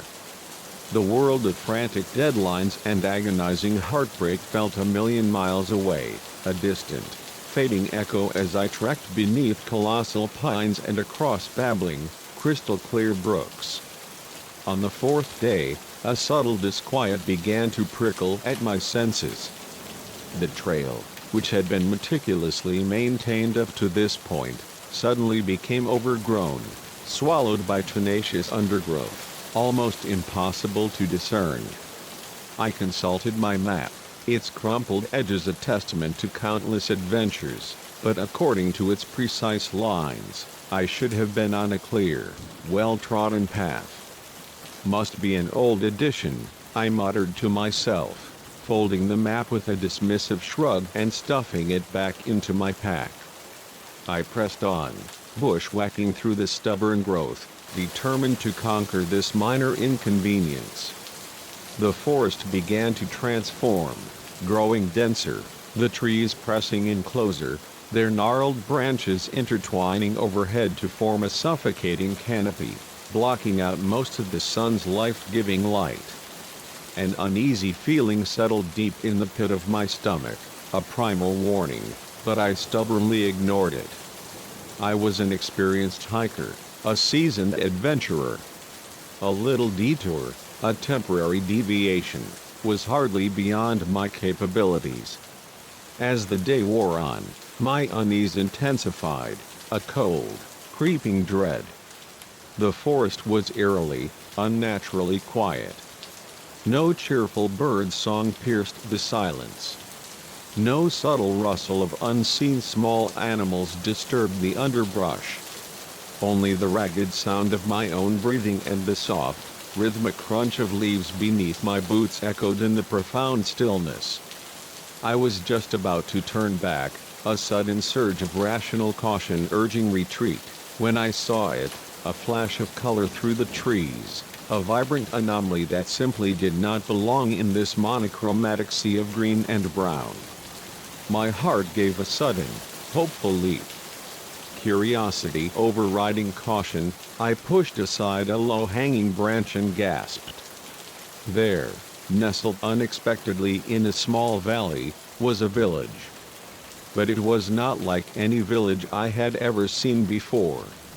The buildings were a bizarre, haphazard collection of styles, a confounding architectural tapestry. Some seemed ripped from the pages of medieval Europe, their stone facades crumbling with ancient secrets. Others strikingly resembled Native American longhouses, their rustic forms blending seamlessly with the forest. And still others were constructed of materials I couldn't even begin to identify, their surfaces shimmering with an alien, unnatural sheen. I blinked hard, rubbing my eyes, convinced I must be hallucinating, a victim of fatigue and isolation. There was simply no conceivable way a village like this could exist out here, miles from any discernible road or town, a geographical impossibility. But as I watched, my breath caught in my throat, I saw movement. People, going about their daily lives, dressed in an odd assortment of clothing that seemed to span centuries, a confounding blend of ancient and unknown. Curiosity, a powerful, irresistible force, overwhelmed my caution, and I found myself moving closer, drawn by the inexplicable mystery of this impossible place. As I approached the very outskirts of the village, a young woman, her figure bathed in the soft, fading light, looked up from the garden she was tending. Our eyes met, and for a fleeting, impossible moment, everything froze, suspended in an ethereal silence. Then, a smile bloomed on her face, a radiant burst of warmth, like the sun suddenly emerging from behind a cloud. "Welcome, traveler," she said, her voice musical, a melodic whisper, strangely accented, yet deeply resonant. "It's been a long time since we've had a visitor from the outside world." I stammered out a greeting, my mind still reeling, desperately trying to process the surreal spectacle unfolding before me. The woman, who introduced herself as Alara, seemed utterly unfazed by my profound confusion. She extended an invitation into the village, promising sustenance and much-needed rest. Against my better judgment, a nagging sense of dread vying with my insatiable curiosity, I followed her. The village was even stranger up close, imbued with an almost palpable, humming energy I couldn't begin to explain. And the villagers. As I passed, every single one of them turned, their gazes locking onto me, their eyes disturbingly, unnaturally bright, almost feverish. Alara led me to a large, imposing building in the very center of the village.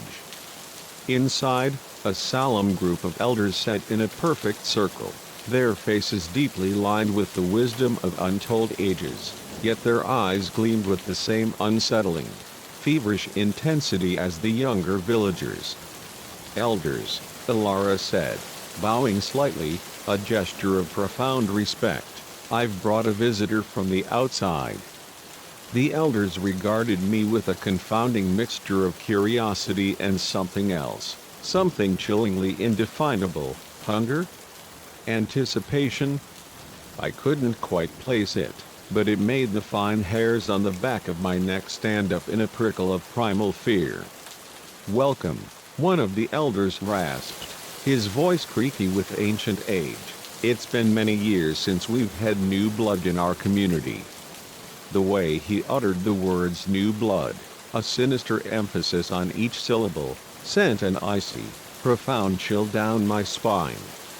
They bombarded me with questions about the outside world, seeming particularly captivated by my descriptions of technology and current events. I answered as best I could, my mind reeling, struggling to reconcile their isolation with the modern world. How long had these people been utterly isolated out here? And why? As night inexorably fell, the village burst into a strange, vibrant activity. Bonfires were lit, their flames leaping high, casting dancing shadows, and the villagers gathered in the central square, their faces illuminated by the flickering light. The air thrummed with a palpable excitement, and I could hear hushed whispers, tantalizing fragments of conversation about the ceremony and the choosing. Alara found me, a solitary observer, watching from the sidelines, my apprehension growing with each passing moment. "Come," she said, taking my hand, her grip surprisingly strong, almost possessive. "You must join us for the celebration." She pulled me, inexorably, into the swirling crowd. The villagers pressed in around us, their eyes glinting with a disturbing intensity in the firelight. Someone pressed a cup into my hand, a thick, dark liquid that smelled both sickeningly sweet and metallic. "Drink," Alara urged, her voice low, insistent. "It's part of the ceremony." I raised the cup to my lips, but something, an inexplicable, profound reluctance, made me hesitate. Perhaps it was the way the villagers were watching me, their eyes gleaming with a predatory hunger, a chilling expectancy. Or perhaps it was the sudden, overwhelming premonition that if I drank this strange, ominous concoction, something irreversible, something utterly terrifying, would transpire. I feigned a sip, pretending to taste the bitter liquid, then slowly lowered the cup. "It's interesting," I managed, forcing a strained smile. "What exactly are we celebrating?" Alara's smile widened, stretching unnaturally, revealing too many teeth that seemed sharper, more pointed in the firelight. "The choosing, of course. And you, dear visitor, have been chosen." The crowd surged forward, a terrifying human wave, hands grabbing at me from all sides, cold and clammy, pulling me into their suffocating embrace. I stumbled backward, the cup falling from my hand, spilling its dark, viscous contents onto the parched ground. Where the liquid touched the earth, the very soil seemed to writhe and bubble, a grotesque, Impossible animation. Panic seized me, a primal, all-consuming terror, and I did the only thing I could. I ran.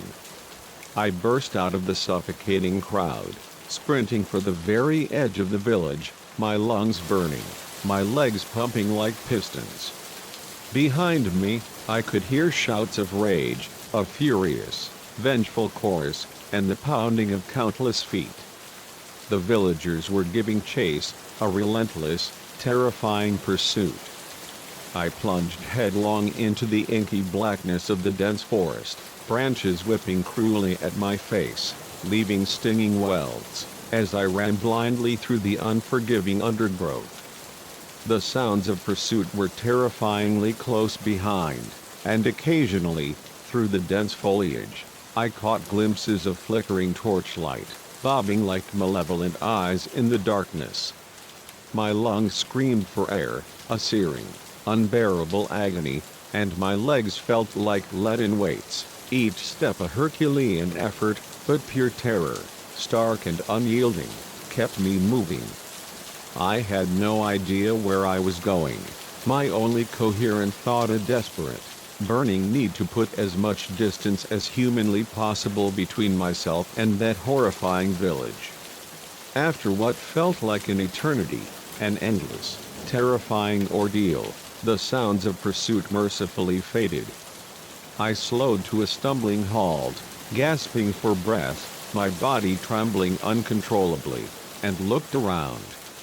The forest was utterly, terrifyingly pitch black, the ancient trees looming like silent, judging sentinels all around me. I was hopelessly, irretrievably lost. A twig snapped nearby, a sharp, sudden sound that echoed in the profound stillness, and I whirled around, my heart pounding so violently I thought it would explode from my chest. Was it an animal? Or had the villagers, those relentless, unholy figures, finally found me? I crouched low behind a massive, fallen log, desperately trying to quiet my ragged, audible breathing. In the distance, I could hear it again, chanting. A low, rhythmic hum, a chilling, resonant sound that seemed to make the very air vibrate, a living, pulsing thing. The chanting grew louder, more insistent, and then, through the dense trees, I saw the terrifying flicker of torchlight. They were coming. And that's how I found myself here, utterly alone, shivering with cold and bone-deep fear, hiding behind this crumbling stone wall, the skeletal remains of some ancient, forgotten structure, half reclaimed by the encroaching forest. The villagers had gathered in a clearing just beyond, their chanting reaching a fever pitch, a deafening, unholy roar that filled the night. I peered cautiously over the wall, a dangerous cocktail of morbid curiosity and paralyzing fear warring within me. What I saw made my blood run cold, solidifying into icy dread. In the very center of the clearing stood a stone altar, ancient and ominous, its surface stained dark with what I prayed, with every fiber of my being, was not blood. The elders, those ancient, terrifying figures, stood solemnly around it, their arms raised to the inky sky, their faces illuminated by the flickering torchlight. And there, laid out on the altar, was Alara. She wasn't struggling. In fact, she seemed to be in some kind of profound, beatific trance, her eyes wide, unfocused, a serene, almost blissful smile playing on her lips.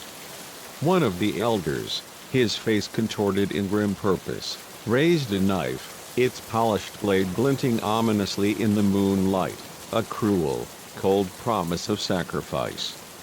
The chanting reached a deafening crescendo, a furious, unholy roar that shook the very ground beneath my feet.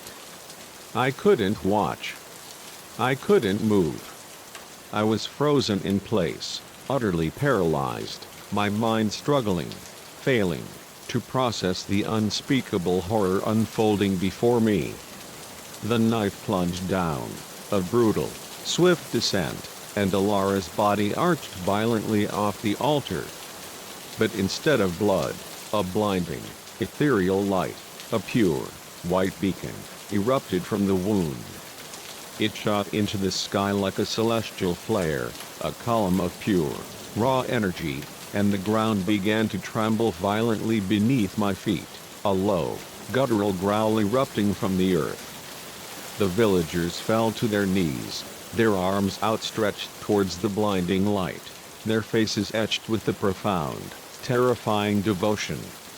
And then, to my utter disbelief, to a horrifying, impossible reality, Alara sat up. She looked utterly different. Her skin glowed with an eerie, internal light, a pulsating, phosphorescent luminescence, and her eyes were now pools of liquid silver, shimmering, impossible orbs. She turned her head, slowly, deliberately, and for a terrifying, impossible moment, our eyes met across the clearing. A smile spread across her face, not the warm, welcoming smile from earlier, but something ancient, something knowing, something utterly, terrifyingly inhuman. In that moment, the horrifying truth slammed into me, cold and undeniable. This wasn't just a village lost in time, a quaint anomaly. It was something far older, far stranger, a place where the veil between worlds was thin, a fragile membrane, where ancient, malevolent rituals still held terrible, unyielding power. And they wanted me to be a part of it. As if reading my very thoughts, Alara raised her hand, a graceful, beckoning gesture, drawing me, inexorably, towards her. The villagers turned as one, their silver eyes, hundreds of them, finding me in my hiding place, their gazes locking onto me with a silent, terrifying hunger. I didn't wait to see what would happen next. I ran. I ran through the night, a desperate, blind flight, branches tearing at my clothes, thorns ripping into my skin, roots threatening to trip me at every desperate step. I ran until my legs gave out, utterly spent, and I collapsed, gasping for breath, my body trembling uncontrollably. As the first, pale light of dawn broke through the dense trees, painting the sky with a fragile hope, I found myself, impossibly, miraculously, on a familiar trail. Somehow, inexplicably, I had made it back to the main hiking path, a lifeline in the terrifying wilderness. I staggered down the mountain, jumping at every subtle sound, every rustle of leaves, convinced that at any moment the villagers, those silver-eyed figures, would emerge from the trees to drag me back into their terrifying fold. But they never came. I made it back to civilization, back to the comforting embrace of the known world, but the memory of that night, raw and vivid, haunts me still. Sometimes, when I'm walking alone in the woods, I think I hear it, faint chanting carried on the wind, a ghostly whisper from a place I can never unsee. And sometimes, out of the corner of my eye, I catch a fleeting glimpse of shimmering silver eyes, watching me from the deepening shadows. I never told anyone what truly happened. Who would ever believe me? But I know the truth. Somewhere deep in those mountains, hidden from the unsuspecting world, there's a village where ancient, unspeakable powers still hold terrifying sway. And they're always looking for new blood. Story 8. The moment I stepped into that dingy motel room, a wave of profound unease washed over me. The air felt thick with unseen secrets, and the walls seemed to whisper chilling warnings. Little did I know, I had just checked into a nightmare that would forever haunt my waking hours. It was supposed to be a simple overnight stay. I was on a cross-country road trip, a desperate pilgrimage to clear my head after a messy breakup, aiming for California from New York. My only companions were my beat-up Honda and the endless ribbon of the open road. No itinerary, no reservations, just the raw freedom of the journey. I'd been driving for about 12 grueling hours straight when I saw it, the flickering, taunting neon sign of the Starlight Motel in the distance, a ghostly beacon in the oppressive darkness. It was nearly midnight, and my eyelids were heavy, dragging with exhaustion.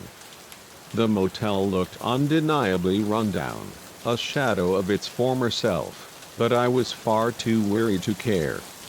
All I craved was a bed, a few hours of oblivion, before hitting the road again. The parking lot was almost empty when I pulled in, a scattering of forgotten vehicles, just a couple of battered trucks and an old, rusted station wagon. The office was a small, dimly lit room, thick with the cloying scent of stale cigarettes and cheap, cloying air freshener. Behind the counter sat an old man, his eyes roomy and unsettlingly fixed on a small, flickering TV screen, broadcasting some late-night infomercial. "Need a room?" I asked, stifling a yawn, the words heavy with fatigue.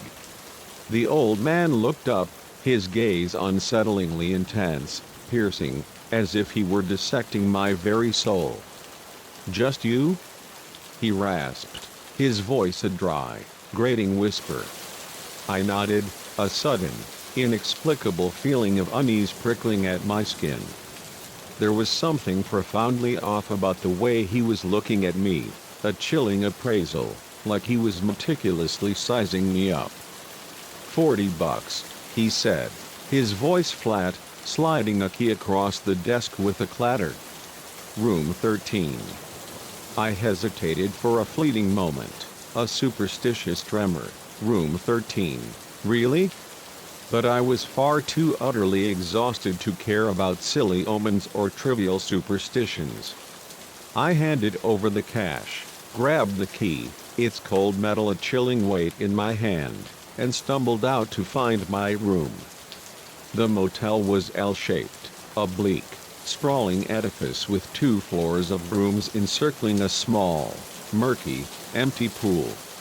My room was on the ground floor, at the far, most desolate end of the sprawling building.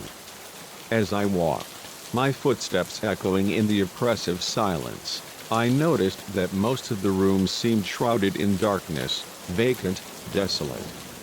The few that showed any flicker of life had their curtains tightly drawn, impenetrable barriers to the outside world. I reached room 13 and unlocked the door, wincing involuntarily at the loud, grating creak of the hinges, a sound that seemed to scream a warning. The room was small and stark, sparsely furnished. A double bed, its faded floral comforter a testament to countless forgotten guests, occupied the center. A rickety desk, an ancient TV bolted unyieldingly to the wall, that was all. The bathroom was tiny, cramped, with cracked, spiderwood tiles and a shower that looked like it had long since seen better days, its porcelain stained with the passage of time. But it was a place to sleep, a brief respite, and at that desperate moment, that was all that mattered.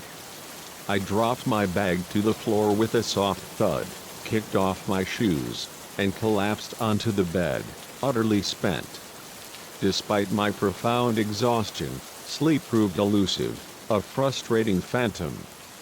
The bed was lumpy, uneven, a torment to my weary body, and there was a strange, rhythmic thumping sound, a dull, unsettling beat, emanating from the room next door.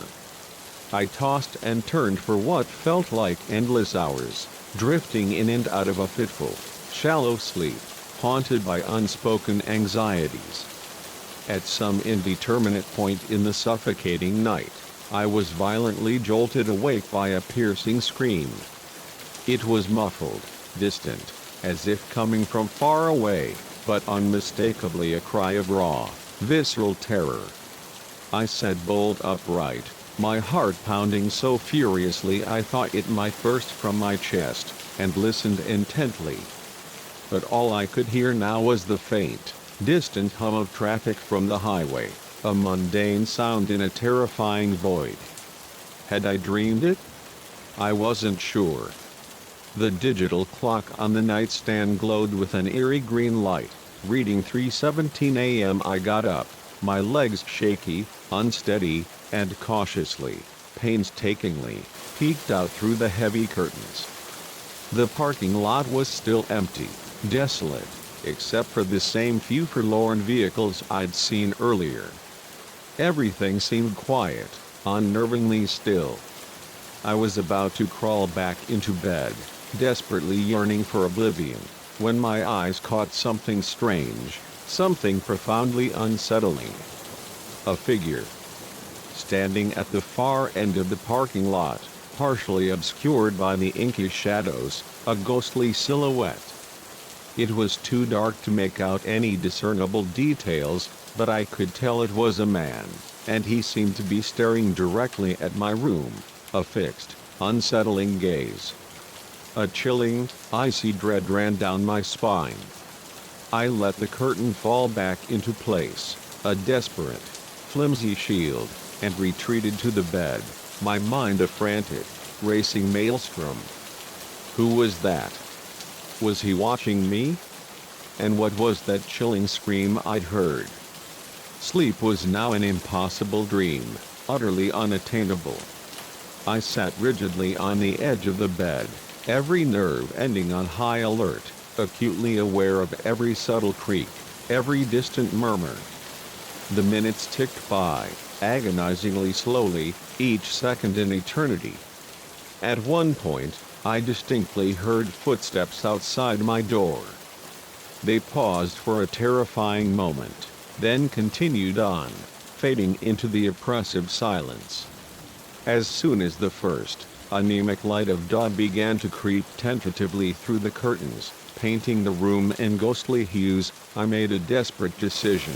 I'd had enough. I snatched my bag from the floor, my hands trembling uncontrollably, and stumbled towards the door, ready to get the hell out of that place. But when I tried to turn the handle, it wouldn't budge. The door was locked. From the outside, panic surged through me, a tidal wave of pure, unadulterated terror. I yanked violently on the handle, then pounded furiously on the door, shouting, screaming for help, my voice raw and desperate. But there was no response, only the oppressive silence echoing my frantic cries. The room suddenly felt like a suffocating cage, the walls closing in around me, pressing down. I rushed to the window, a desperate last hope, thinking I could climb out, but it was sealed shut, unyielding. In a desperate, primal surge of frustration, I grabbed the rickety desk chair and smashed it with all my might against the window. The glass cracked, a spider of desperate lines, but it refused to shatter, remained stubbornly intact. That's when I heard it, footsteps. Approaching my room, slow, deliberate, heavy. I froze, utterly paralyzed, my heart pounding so violently I thought it might burst from my chest. The lock clicked, a chilling, final sound, and the door slowly, menacingly, swung open. It was the old man from the front desk, his rheumy eyes fixed on me with a predatory intensity. But he wasn't alone. Behind him stood two burly men, their faces expressionless, their eyes cold and dead, devoid of any discernible humanity. Now, the old man said, his voice sickeningly sweet, a cloying, manipulative whisper. There's no need for all this fuss. We just want to have a little chat with you. I backed away, my eyes darting frantically around the small room, desperately searching for anything at all, I could use as a weapon. What do you want? I managed to choke out, my voice a ragged whisper, barely audible. The old man's face twisted into a cruel, knowing smile, a chilling baring of teeth. "Oh, it's not about what we want. It's about what our clients want. And they're always looking for fresh merchandise." The realization hit me like a brutal punch to the gut, a cold, sickening blow. This wasn't just a rundown motel. This was a front for something far darker, far more sinister, a horrifying truth that turned my stomach. One of the burly men stepped forward, a menacing shadow, reaching for me. In that moment, primal survival instinct surged, overwhelming all fear. I snatched the lamp from the nightstand, its base heavy and solid, and swung it with all my might. It connected with his head with a sickening thud, a dull, heavy impact, and he stumbled backward, a guttural groan escaping his lips. I didn't wait to see what happened next. I bolted for the door, shoving past the old man, a desperate, frantic escape. I could hear shouts behind me, a chorus of rage, as I ran, my bare feet slapping frantically against the cold, unforgiving concrete of the walkway. I ran without direction, without thought, my only goal to get as far away from that terrifying place as possible. I ended up in the desolate parking lot, frantically looking around for my car, my only lifeline. But it was gone. They must have moved it. The chilling sound of pursuing footsteps spurred me on, a relentless, terrifying drumbeat behind me. I ran towards the highway, my lungs burning with an unbearable agony, my heart feeling like it might explode from my chest. Cars whizzed by, their headlights momentarily illuminating my desperate, fleeting form in the suffocating darkness. I waved my arms frantically, wildly, a desperate, flailing appeal, trying to flag someone down, anyone, but no one stopped. To them, I must have looked like a mad woman, barefoot, in pajamas, running wildly along the side of the highway. I don't know how long I ran. It felt like hours, an eternity of terror. Eventually, I saw lights up ahead, a flickering beacon in the distance, a truck stop. I staggered into the brightly lit parking lot, collapsing onto the cold pavement, utterly spent, my body screaming in protest. The next thing I remember is waking up in a hospital bed, the sterile white sheets a stark contrast to the darkness of the night. The police were there, their faces grim, asking questions, their voices distant, muffled. I told them everything, every terrifying detail, about the motel, the old man, the locked door, the sickening realization. They listened patiently, their eyes exchanging silent, unreadable glances that I couldn't quite decipher. Later, I found out the chilling truth. The Starlight Motel had been on their radar for months, suspected of being a front for a human trafficking ring, a horrifying nexus of unspeakable crimes. My desperate escape and subsequent report had provided them with the crucial probable cause they needed to finally raid the place, to tear down its facade of normalcy. They found damning evidence of horrific crimes, hidden rooms, brutal restraints, insidious drugs used for sedation. But the old man and his vile accomplices were gone, vanished like malevolent phantoms, having fled shortly after my desperate escape. My car was found abandoned a few miles down the highway, a testament to my frantic flight. The investigation is still ongoing, a slow, methodical unraveling of darkness, but I know, with a chilling certainty, that I'll never feel completely safe again. Every motel, every stranger, every darkened room now holds the insidious potential for danger, a lurking menace beneath the surface. The trauma of that night has left scars that may never fully heal, deep, invisible wounds that will forever mark me. But I'm one of the lucky ones. I got out. I survived. And if telling my story, reliving the terror, can help prevent even one other innocent soul from falling into the same horrifying trap, then maybe, just maybe, some good can come from this waking nightmare. So, if you're ever driving late at night, exhausted, your senses dulled, and you see a flickering neon sign, a deceptive beacon offering cheap rooms, think twice before you stop. Because you never truly know what unspeakable secrets might be hiding behind those closed doors, what horrors lurk beneath the veneer of ordinary hospitality. Story 9. The first faint, shuffling sound, a soft, rhythmic drag against the floorboards, was easy to dismiss. Just the usual cacophony of apartment living, I told myself, a neighbor moving furniture, perhaps, or the hum of an old appliance.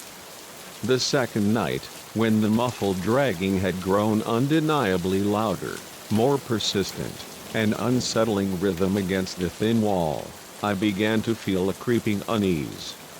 But by the third night, when the sounds had amplified to an undeniable, chilling insistence, a constant, low rasp that permeated the very air, I realized with a growing, cold dread that something was terribly, profoundly wrong with my new neighbors.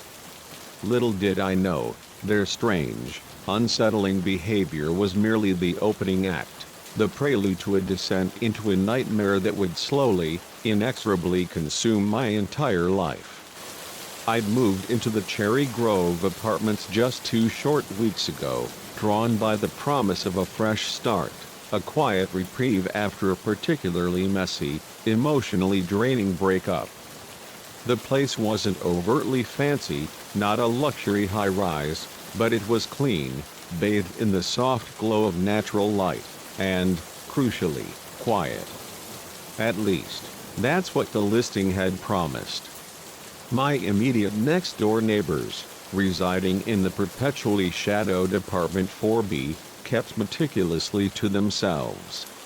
I'd only ever caught fleeting, spectral glimpses of them, a middle-aged couple, always dressed in muted, indistinct colors that seemed to blend into the shadows, their faces oddly, unsettlingly blank, devoid of expression, like uncarved stone. It was on my third night in the new apartment that I first truly registered the sounds. A constant, rhythmic shuffling, like someone pacing, relentlessly, back and forth, dragging their feet across an uncarpeted floor. At first, I dismissed it, a dismissive wave of my hand. Everyone has their quirks, right? Perhaps they were insomniacs, or prone to late-night pacing. But as the days passed, stretching into a week, the noises grew louder, more frantic, more desperate. And they never, ever seemed to stop. They were a constant, pervasive presence, a low, maddening hum beneath the surface of my new life. I tried to ignore it, to force my focus onto the mundane tasks of settling into my new place, to immerse myself in the demanding learning curve of my new tech analyst job. But the incessant, rhythmic noise was slowly, insidiously wearing on my nerves. I found myself lying awake at night, staring at the dimly lit ceiling, listening intently to the endless shuffling, my mind conjuring increasingly bizarre and disturbing scenarios, wondering with a growing dread what could possibly be causing such a relentless, inhuman sound. One evening, about a week after the noises had first begun their insidious symphony, I ran into Mrs. Patel from apartment 4A in the brightly lit hallway. She was an older woman, perpetually radiating a comforting warmth, always ready with a gentle smile and a bit of harmless, local gossip. But today, her usually cheerful face was etched with the profound, unsettling worry, her eyes darting nervously towards 4B's tightly closed door. "Have you noticed anything odd about the new neighbors?" she asked in a hushed, conspiratorial tone, her voice barely a whisper. I hesitated, reluctant to appear like a petty complainer, a troublesome newcomer. Well, I admitted cautiously, there have been some noises. Mrs. Patel nodded vigorously, her small frame trembling with an almost manic energy. Yes. Yes, the shuffling. All day and all night. And have you seen them leave their apartment even once? Not a single time? Now that she mentioned it, a cold, sudden realization hit me. No. I hadn't. Not in the 2 weeks since I'd moved in. Not a single grocery run, not a single trip to the mailboxes, not even a brief excursion. Maybe they work from home? I suggested weakly, the explanation sounding hollow even to my own ears. Mrs. Patel shook her head slowly, her eyes wide with a profound, unsettling conviction. No, child. Something's not right. I've lived here for 20 years, seen all types. And I've never seen anything like this. Never. As if on cue, a loud, resonant thump came from directly inside 4B, a heavy, dull impact that vibrated through the floor.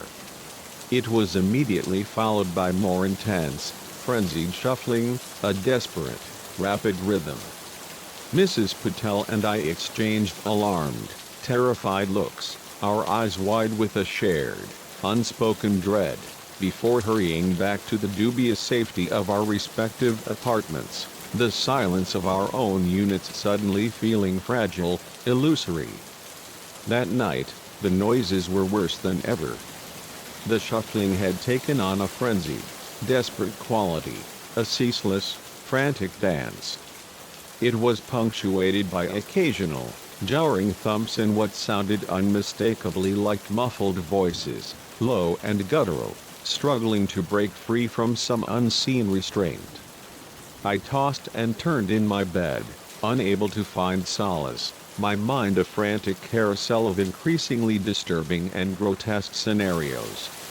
Around 3 a.m., unable to endure the torment of sleep deprivation any longer, I crept to the wall separating my apartment from 4B and pressed my ear against its cool surface. The shuffling was clearer now, closer, and I could definitely discern voices. They were speaking too low for me to make out individual words, a low, urgent murmur, but the tone was undeniable, urgent, desperate, almost panicked. Suddenly, a sharp, piercing cry, a sound of profound anguish, tore through the thin wall, shattering the night. It was quickly, brutally muffled, but it was unmistakably, unequivocally a cry of searing pain or abject, soul-wrenching fear. I jerked back from the wall, recoiling as if struck, my heart racing, a frantic, terrified drum against my ribs. This was no longer just a mere nuisance, a minor disturbance.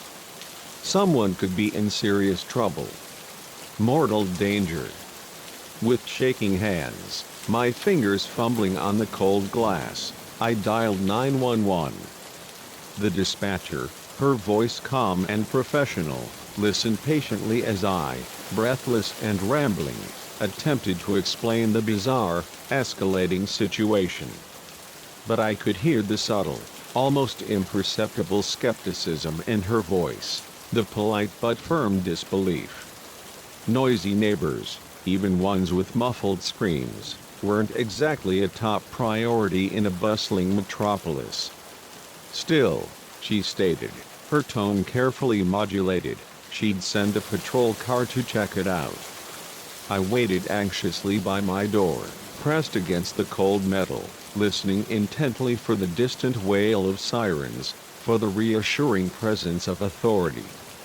After what felt like an eternity, but was probably only 20 minutes, I heard it, a sharp, authoritative knock on 4B's door. Police. Open up, please. Silence. Profound, unsettling silence. Not even the usual, maddening shuffling. The knock came again, louder this time, more insistent, echoing through the quiet hallway. "This is the police. We've had a complaint about noise. Please open the door." More silence. I held my breath, straining every nerve, desperate to hear any response, any sign of life, from inside the apartment. Finally, agonizingly, I heard the subtle creak of the door. It opened just a crack. A man's voice, calm, polite, unnervingly normal, spoke. "Good evening, officers. Is there a problem?" I couldn't hear the rest of the conversation. It was too muffled, but it was undeniably short. Soon, I heard the familiar, professional voices of the police thanking the man, their tone devoid of suspicion, and the distant thump of their footsteps receding down the hallway. No more noise came from 4B for the rest of the night. The next morning, driven by an unshakable unease, I ran into one of the officers in the lobby, a young, tired-looking man. Embarrassed, but still profoundly concerned, I approached him. "Excuse me," I began hesitantly, "about last night's call to 4B." The officer smiled reassuringly, his expression practiced, sympathetic. "Nothing to worry about, ma'am. Just a misunderstanding. The couple in there are dealing with some health issues. The noises are related to some medical equipment they use. They apologized for the disturbance and promised to try and keep it down." I nodded, not entirely convinced, the details feeling too flimsy, too convenient, but not sure what else to say, unable to voice the irrational horrors churning in my mind. As the officer left, his footsteps echoing in the pristine lobby, I couldn't shake the profound, sickening feeling that something wasn't right. Medical equipment didn't explain the muffled voices, or the sharp, agonizing cry I distinctly heard. Over the next few days, the noises from 4B continued, a low, persistent hum beneath the surface of my apartment, but they were undeniably muted, softened, as if whatever was causing them was actively trying to be quieter, to conceal its presence. I still never saw the couple leave their apartment. Packages and grocery deliveries would mysteriously appear outside their door, resting silently on the mat, and then disappear, vanish, when I wasn't looking. My curiosity, now inextricably intertwined with the profound, burgeoning concern, grew into an unbearable weight, a constant, gnawing presence. Until I couldn't stand it anymore. One evening, gathering every last shred of my courage, my heart hammering a frantic rhythm against my ribs, I knocked firmly on 4B's door. For a long, agonizing moment, there was no response. The silence was thick, heavy, expectant. Then, slowly, almost imperceptibly, the door opened a mere crack. A man's face, pale and drawn, with deep, bruised circles under his eyes, appeared in the narrow gap. "Yes?" His voice was hoarse, raspy, as if from profound disuse, a dry whisper. "Hi," I said, trying desperately to sound friendly, normal, my voice belying the frantic pounding of my heart. "I'm your neighbor from 4A. I just wanted to introduce myself, and see if you needed anything. I know you haven't been out much." The man's eyes darted nervously behind him, a rapid, almost animalistic movement, as if checking for something unseen. No, we're fine, thank you," he rasped, his voice tight with suppressed panic. He started to slowly, carefully close the door, the movement deliberate. "Wait," I blurted out impulsively, sticking my foot in the narrow opening, holding the door ajar. "Are you sure? If you're having health problems, I'd be happy to pick up prescriptions or groceries for you, anything you need." As I spoke, pushing the door slightly wider with my foot, the gap widened just enough for me to catch a fleeting, horrifying glimpse inside the apartment. What I saw made my blood run instantly cold, chilling me to the very bone, freezing me in place. The entire living room. It was utterly, profoundly empty of furniture. The walls, from floor to ceiling, were covered in strange, intricate symbols, grotesque designs drawn in what looked horrifyingly, undeniably like dried, crusted blood. And there, in the absolute center of the desolate room, was a large, monstrous, pulsing something. It defied all description, all known biology. A writhing, pulsating mass of impossibly long, glistening tentacles and countless eyes, each glowing with an otherworldly, malevolent light, a sickly yellow hue. The man saw precisely where my gaze had fallen, saw the horror bloom on my face, and let out a strangled, guttural cry, a sound of profound terror and despair. He tried desperately to slam the door shut, to conceal the unspeakable horror within, but my foot was still in the way. We struggled for a frantic, agonizing moment, a silent, desperate tug of war, and in that brief, violent struggle, the door opened wide enough for me to see even more of the horror inside. The man's wife was there. But she wasn't human anymore. Her body, grotesquely distorted, was partially absorbed, inextricably integrated into the pulsating, writhing mass, her face frozen in a silent, agonizing scream, her eyes wide with the profound, eternal torment. And the mass, it was growing, expanding, pulsating. Its glistening, malevolent tendrils were reaching out towards the man, towards the open door, towards me. I stumbled backward, recoiling as if struck by an invisible blow, my mind reeling, utterly shattered by what I had seen, by the impossible, unspeakable horror that had unfolded before my eyes. The man, taking advantage of my profound shock, slammed the door shut with a resounding thud. I heard the lock click into place, a sound of chilling finality, followed by the heavy, grinding sound of furniture being dragged, scraped, pushed against the door, barricading it, sealing it off. I ran back to my apartment, my legs feeling like lead, slamming my own door shut and pushing my heaviest bookcase, a cumbersome barricade, in front of it. My hands were shaking so violently I could barely dial 911, the numbers blurring on the screen, my breath coming in ragged, hysterical gasps. When the police finally arrived, their sirens a wailing, reassuring sound in the night, they found me huddled, shivering uncontrollably, in the farthest corner of my living room, babbling incoherently about monsters and tentacles, about impossible horrors. They, with professional skepticism, broke down the door to 4B. But they found nothing. The apartment was utterly, profoundly empty.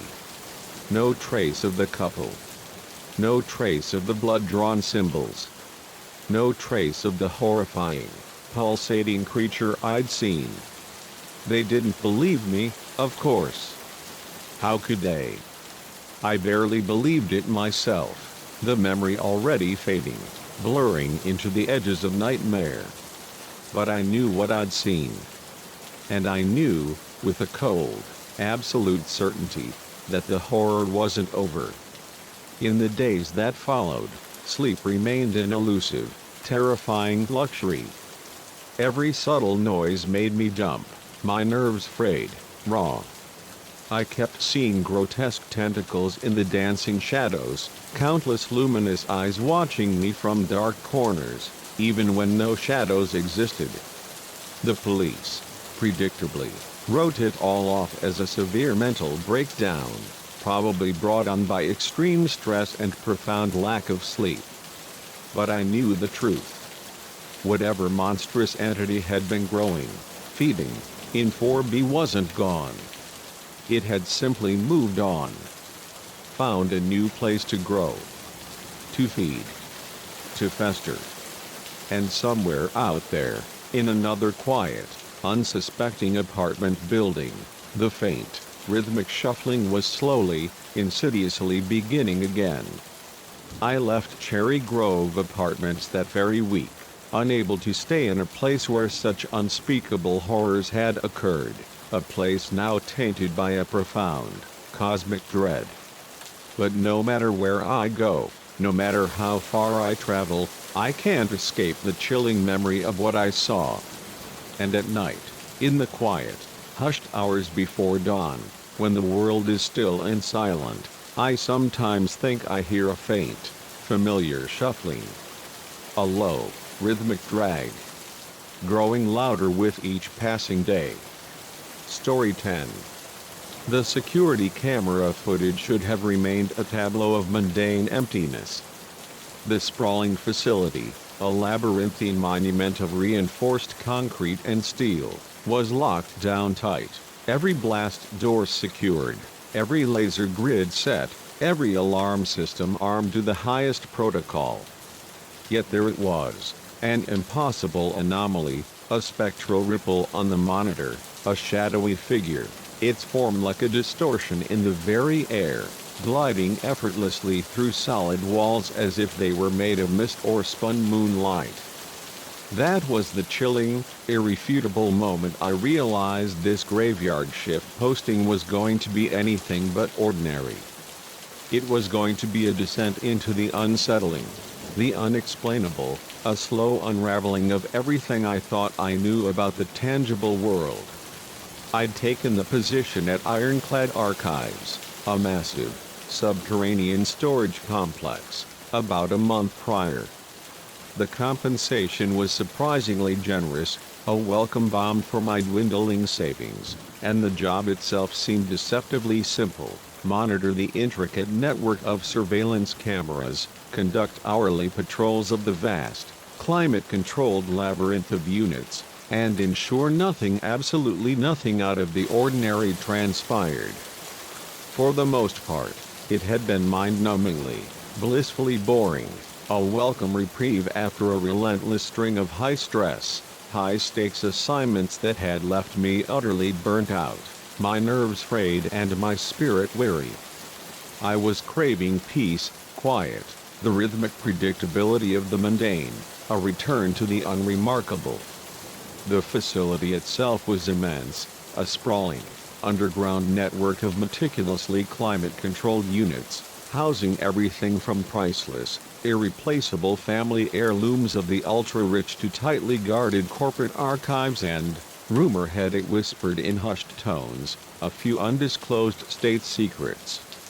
My post was a small, windowless security command center near the main entry gate, an isolated, bunker-like fortress surrounded by banks of glowing monitors, each displaying live feeds from the hundreds of cameras strategically scattered throughout the echoing, labyrinthine building.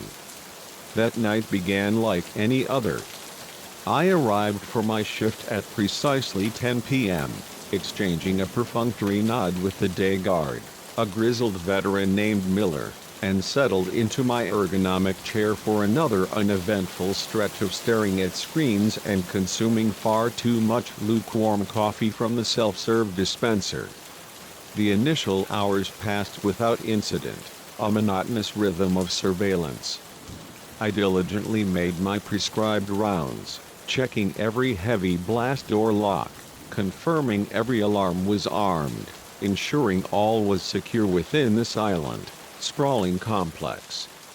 The only sounds were the faint hum of the ventilation system and the rhythmic click of my own footsteps echoing through the empty corridors.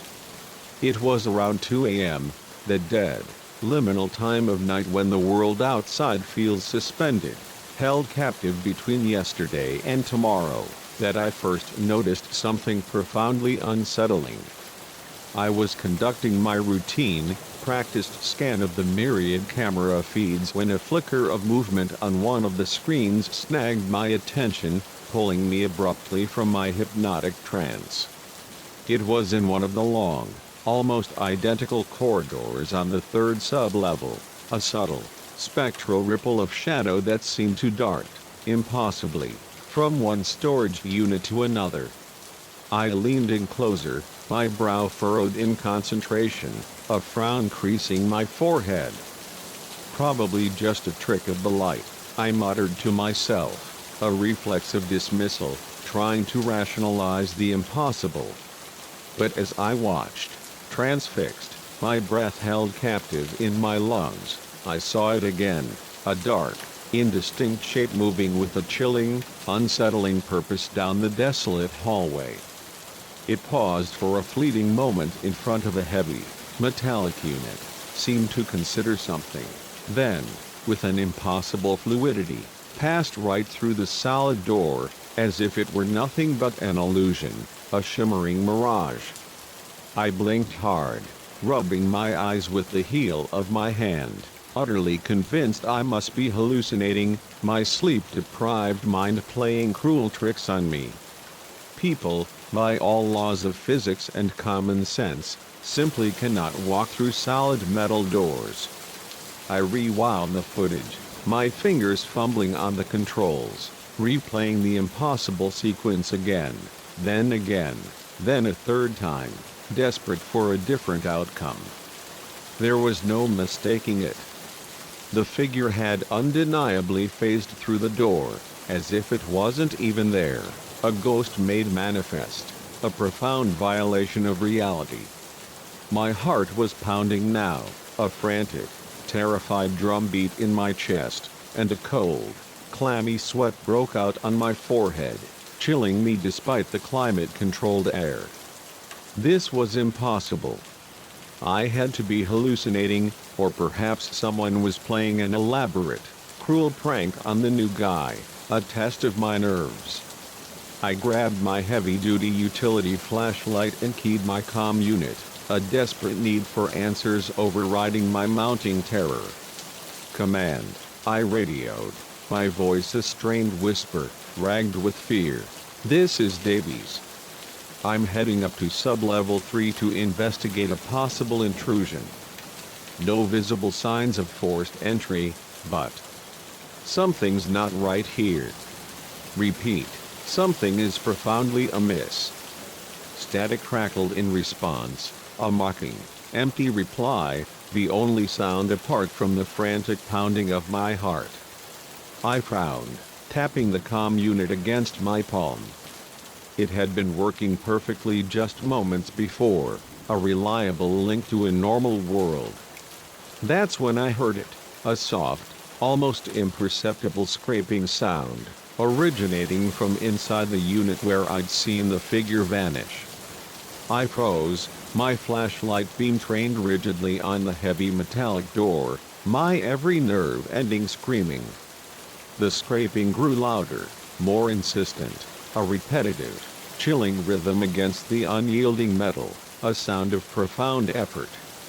Then, to my abject horror, a hand, pale and translucent, began to emerge from the solid door itself, pushing slowly, unnervingly, through the very fabric of the metal. It was followed by an arm, a shoulder, and finally, a complete figure, its contours indistinct, its form shifting, stepped out into the desolate hallway, coalescing from nothingness into a horrifying reality. I stumbled backward, a choked gasp, a silent scream, tearing from my throat, my vision blurring.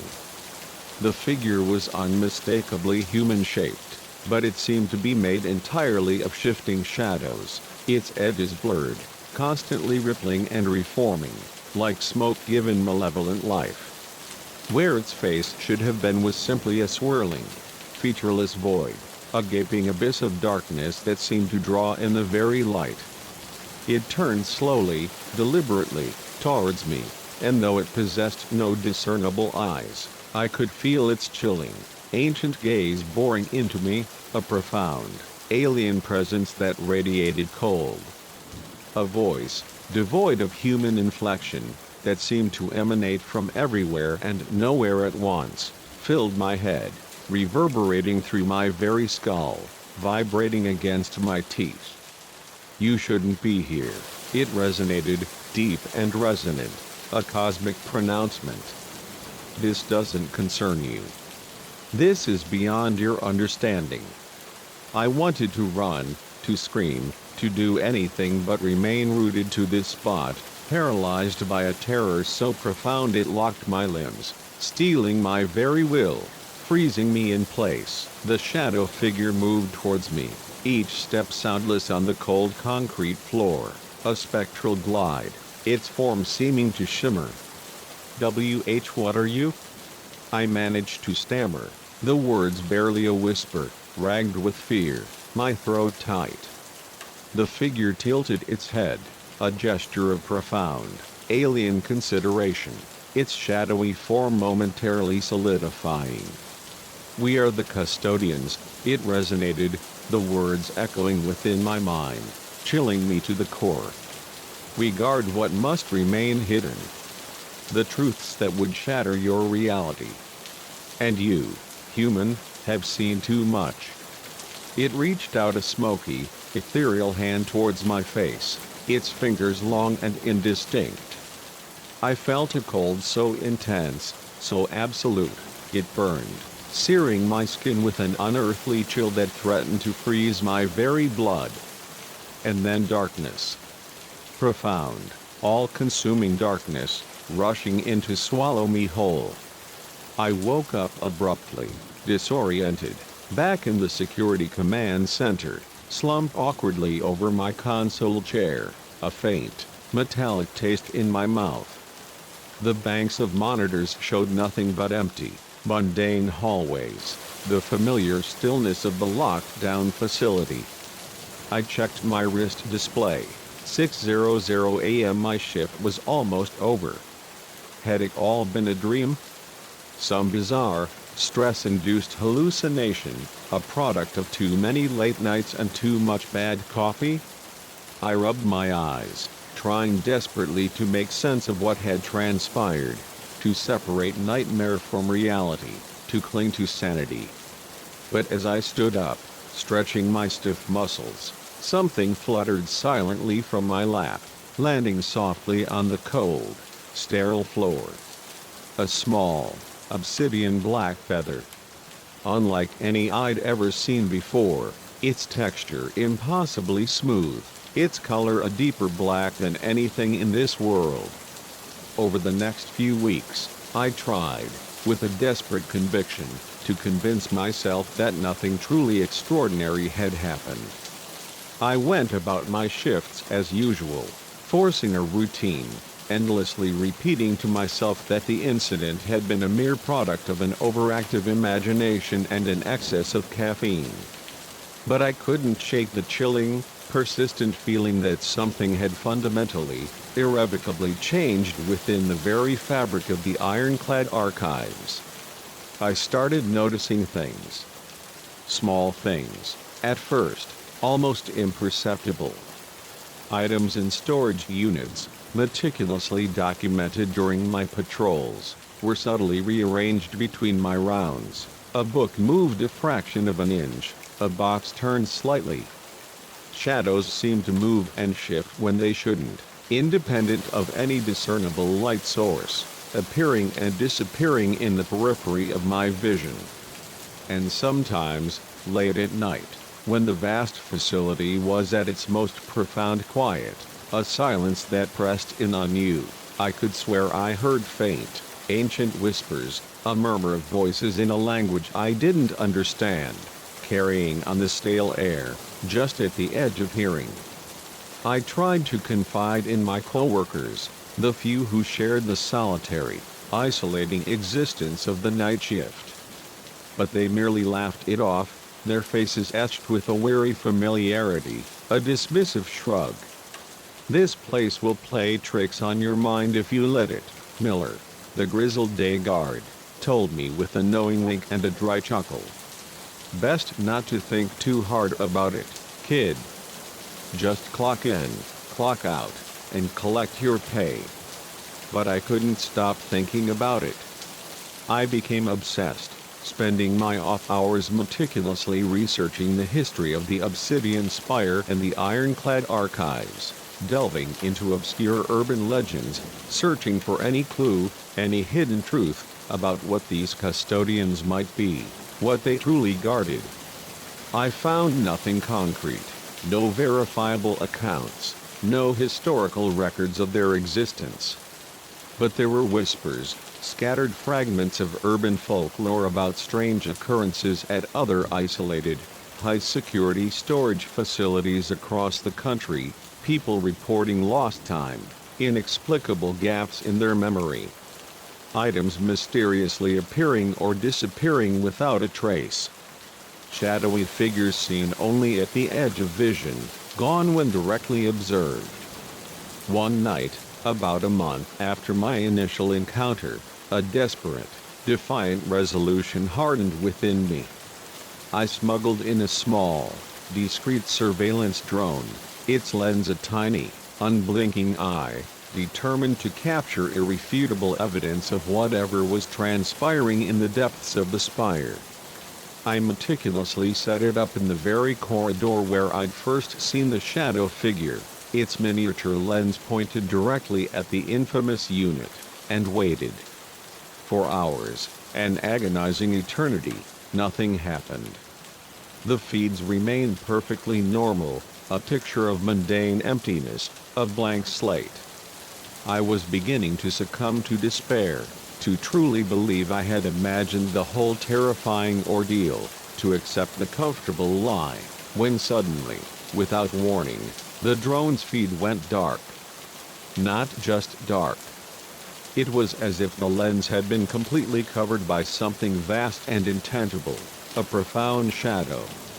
And then, slowly, impossibly, a face began to emerge from the darkness, coalescing from the blackness itself, its contours indistinct, yet undeniably there. It was the shadow figure, its featureless void staring directly into the drone's camera, its presence chillingly close. "We warned you," its voice resonated, deep and echoing in my mind, a chilling pronouncement that vibrated through my very bones. "Now you must choose. Join us or forget."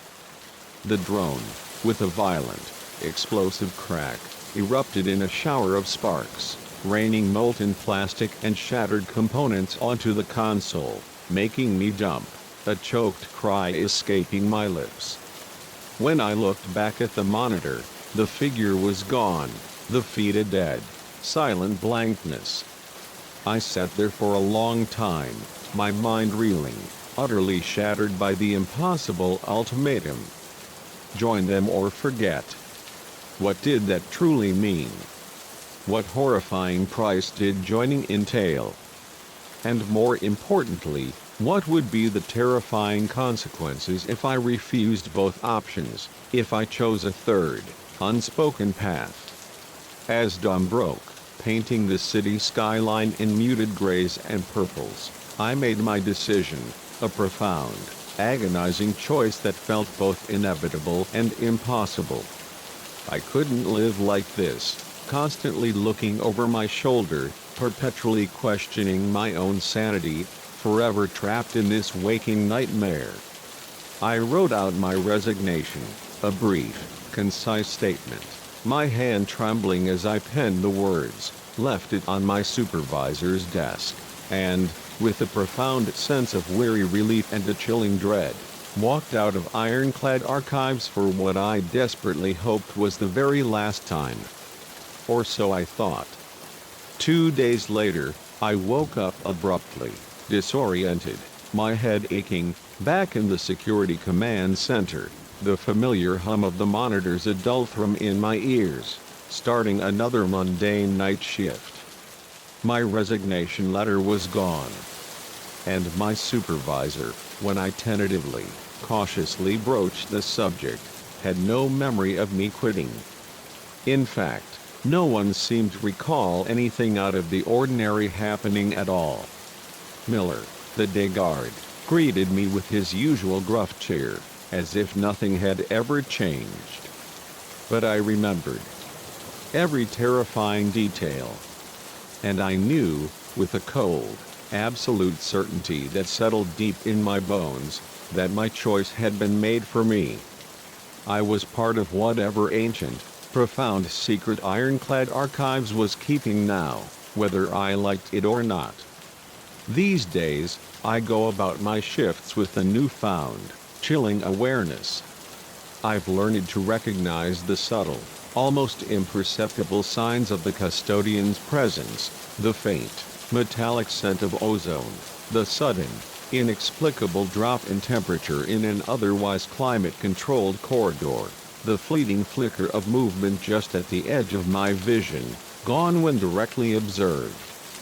Sometimes, late at night, when the vast facility is at its most silent and ancient, a silence that seems to hum with untold secrets, I catch glimpses of them, fluid shadows moving effortlessly through solid walls, or subtly rearranging items in the vast, echoing units, a silent, unseen ballet. But I've learned not to look too closely, not to question too much. Because now I understand the chilling truth, some things are meant to stay locked away, hidden from the world, from mortal comprehension. And here, at Ironclad Archives, we're not just guarding people's mundane possessions. We're guarding secrets that could shatter reality itself, profound truths that could unravel the very fabric of existence. So, if you ever find yourself needing a storage unit, and you happen to choose Ironclad Archives, perhaps drawn by its imposing facade or its competitive rates, just remember, some doors are meant to stay closed. Some secrets, profoundly ancient and dangerous, are meant to remain forever buried, lost to the annals of time.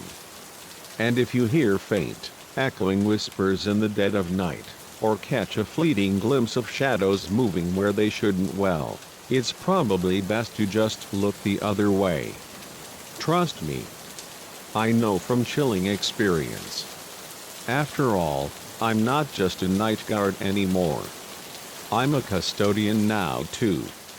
And some secrets are worth keeping, no matter the cost, no matter the profound, personal price. Story 11.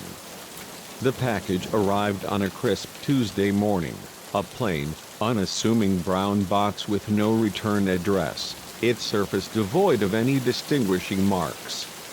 I almost, instinctively, tossed it onto the overflowing junk mail pile, dismissing it as another unsolicited advertisement, another piece of consumer detritus. But the unexpected, surprising weight of it, a dense, almost metallic heft, caught my attention, pulling me abruptly from my morning lethargy.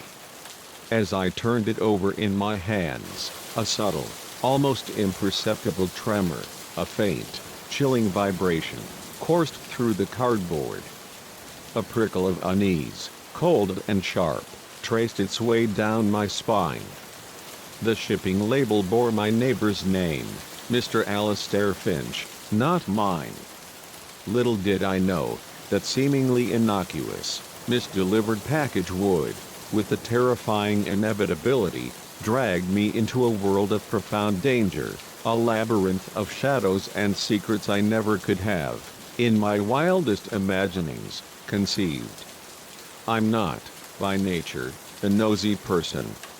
My personal philosophy, meticulously cultivated over years of urban living, has always been, live and let live. That's my unwavering motto, my guiding principle. But there was something undeniably peculiar about this package, something subtly, profoundly off, that set my nerves on edge, a low, persistent hum of apprehension. Perhaps it was the almost obsessive way it was wrapped, layers upon layers of industrial-grade tape sealing every single edge, every seam, creating an impenetrable, almost surgical seal.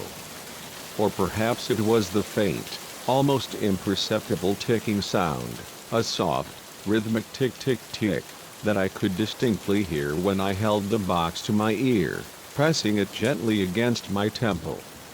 My neighbor, Mr. Finch, was, predictably, not home.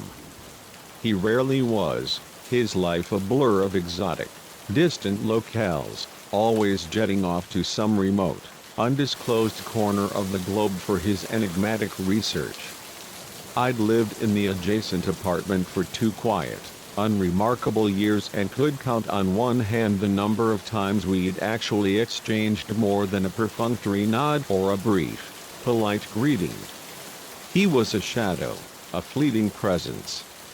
I set the package, with its unsettling internal rhythm, on my gleaming kitchen counter, a pristine expanse of quartz, and tried to force myself to forget about it, to dismiss the strange sensations.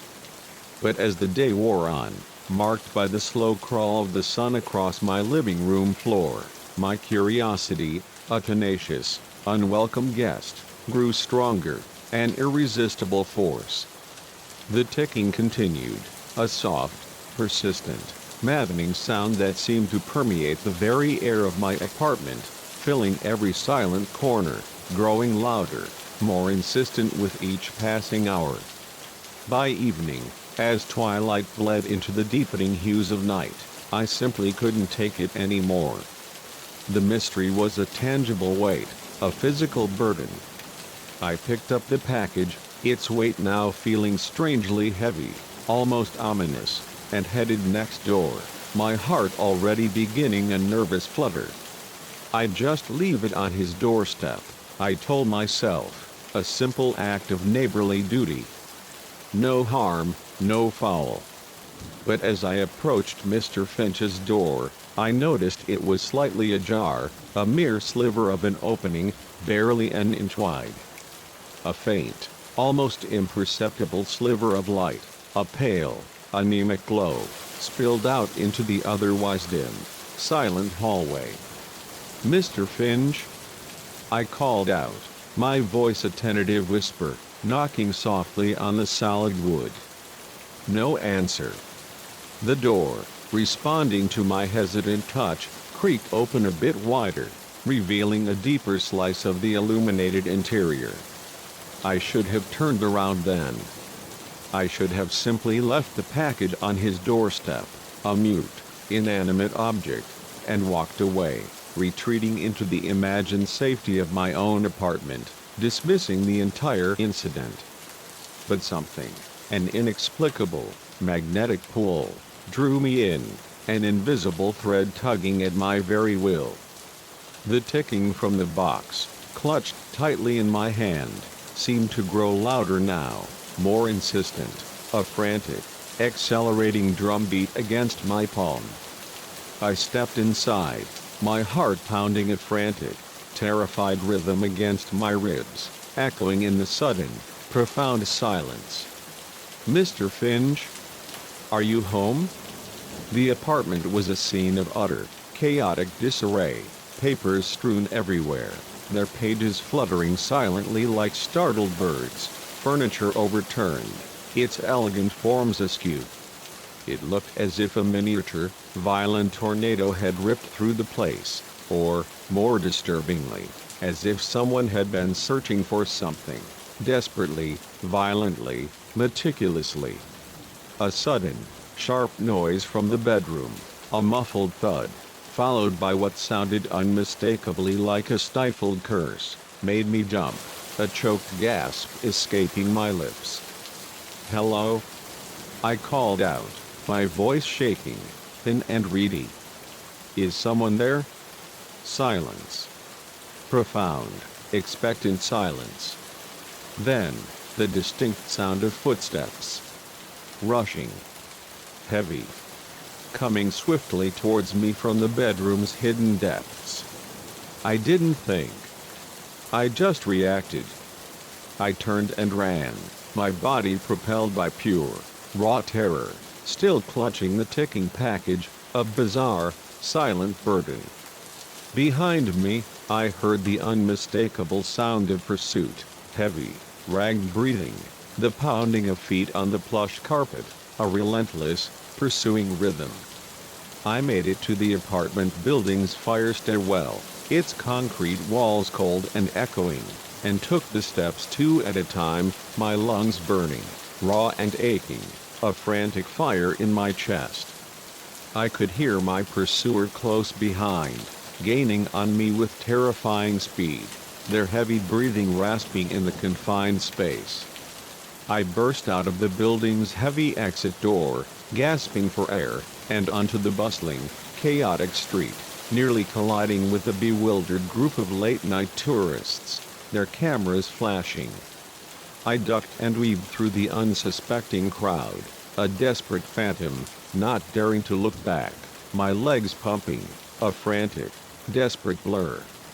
After what felt like an eternity of desperate flight, but was probably only minutes, I finally slowed down, stumbling into the dark, refuse-strewn anonymity of a narrow alleyway. My legs were shaking uncontrollably, trembling like leaves in a gale, my breath coming in ragged, painful gasps. I leaned against the cold, grimy brick wall, trying desperately to catch my breath, to slow the frantic hammering of my heart. The package was still clutched tightly in my hands, its incessant ticking now a rapid, frantic tattoo against my palm, a living, pulsing thing. What the hell had I gotten myself into? I whispered, the words thin and reedy in the silent alley. I made my way home via a circuitous, deliberately convoluted route, constantly looking over my shoulder, my eyes darting frantically into every shadow, every darkened doorway. By the time I finally locked myself into the dubious sanctuary of my own apartment, the digital lock clicking with a hollow sound, my nerves were utterly shot, frayed wires, sparking dangerously. I set the package down on my coffee table, its dark surface gleaming, and stared at it, a malevolent presence. The ticking seemed louder now, more urgent, more insistent, a frantic demand. With trembling hands, my fingers fumbling, I began to unwrap it, slowly, deliberately, as if disarming a live device. Layer after layer of plain brown paper fell away, accumulating on the floor like discarded skin. Inside was a metal box, heavy and unassuming, about the size of a shoebox, its surface cold to the touch. There was a small keypad on its top, its number glowing faintly with an internal light in the dimness of my living room. And meticulously taped to the top of the box was a single, stark white note. 2 sentences, typed in a stark, sans serif font, cold and clinical. Open by midnight, or the consequences will be severe. The code is your neighbor's birthday. I glanced frantically at my wall-mounted smart clock. 11:30 p.m. 30 minutes. 30 agonizing minutes to figure this out. Or what? What consequences could possibly be worse than what had already transpired, than the terror that was now a cold, nodding presence in my gut? I paced my apartment, a caged animal, the cryptic note clutched tightly in my trembling hand. Mr. Finch's birthday. How the hell was I supposed to know that? We weren't friends. We barely spoke. He was an enigma, a phantom. The minutes bled away, each one a drop of acid. 11:45 p.m.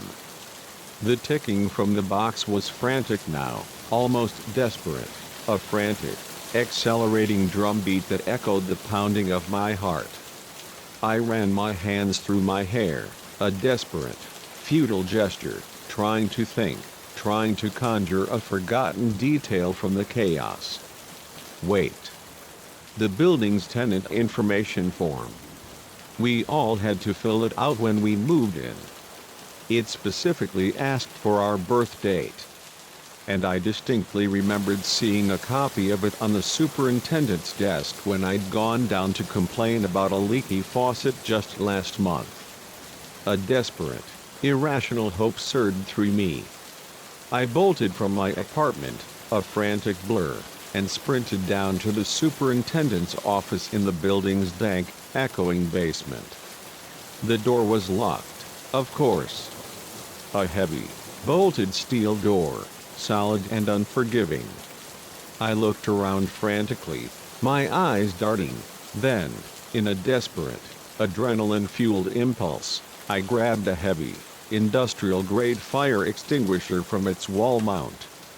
The shattering sound of breaking glass echoed deafeningly through the empty, silent hallway as I slammed the extinguisher's blunt end into the small, reinforced window beside the door. I climbed through the jagged opening, wincing as broken glass shards, sharp as razors, cut into my hands, drawing thin lines of crimson. The office was dark, filled with the scent of stale paper and dust, but I found the old, battered file cabinet easily enough, its metal cold beneath my trembling fingers. My hands shook violently as I fumbled through the folders, my eyes scanning rapidly. Finch, Alistair. There it was.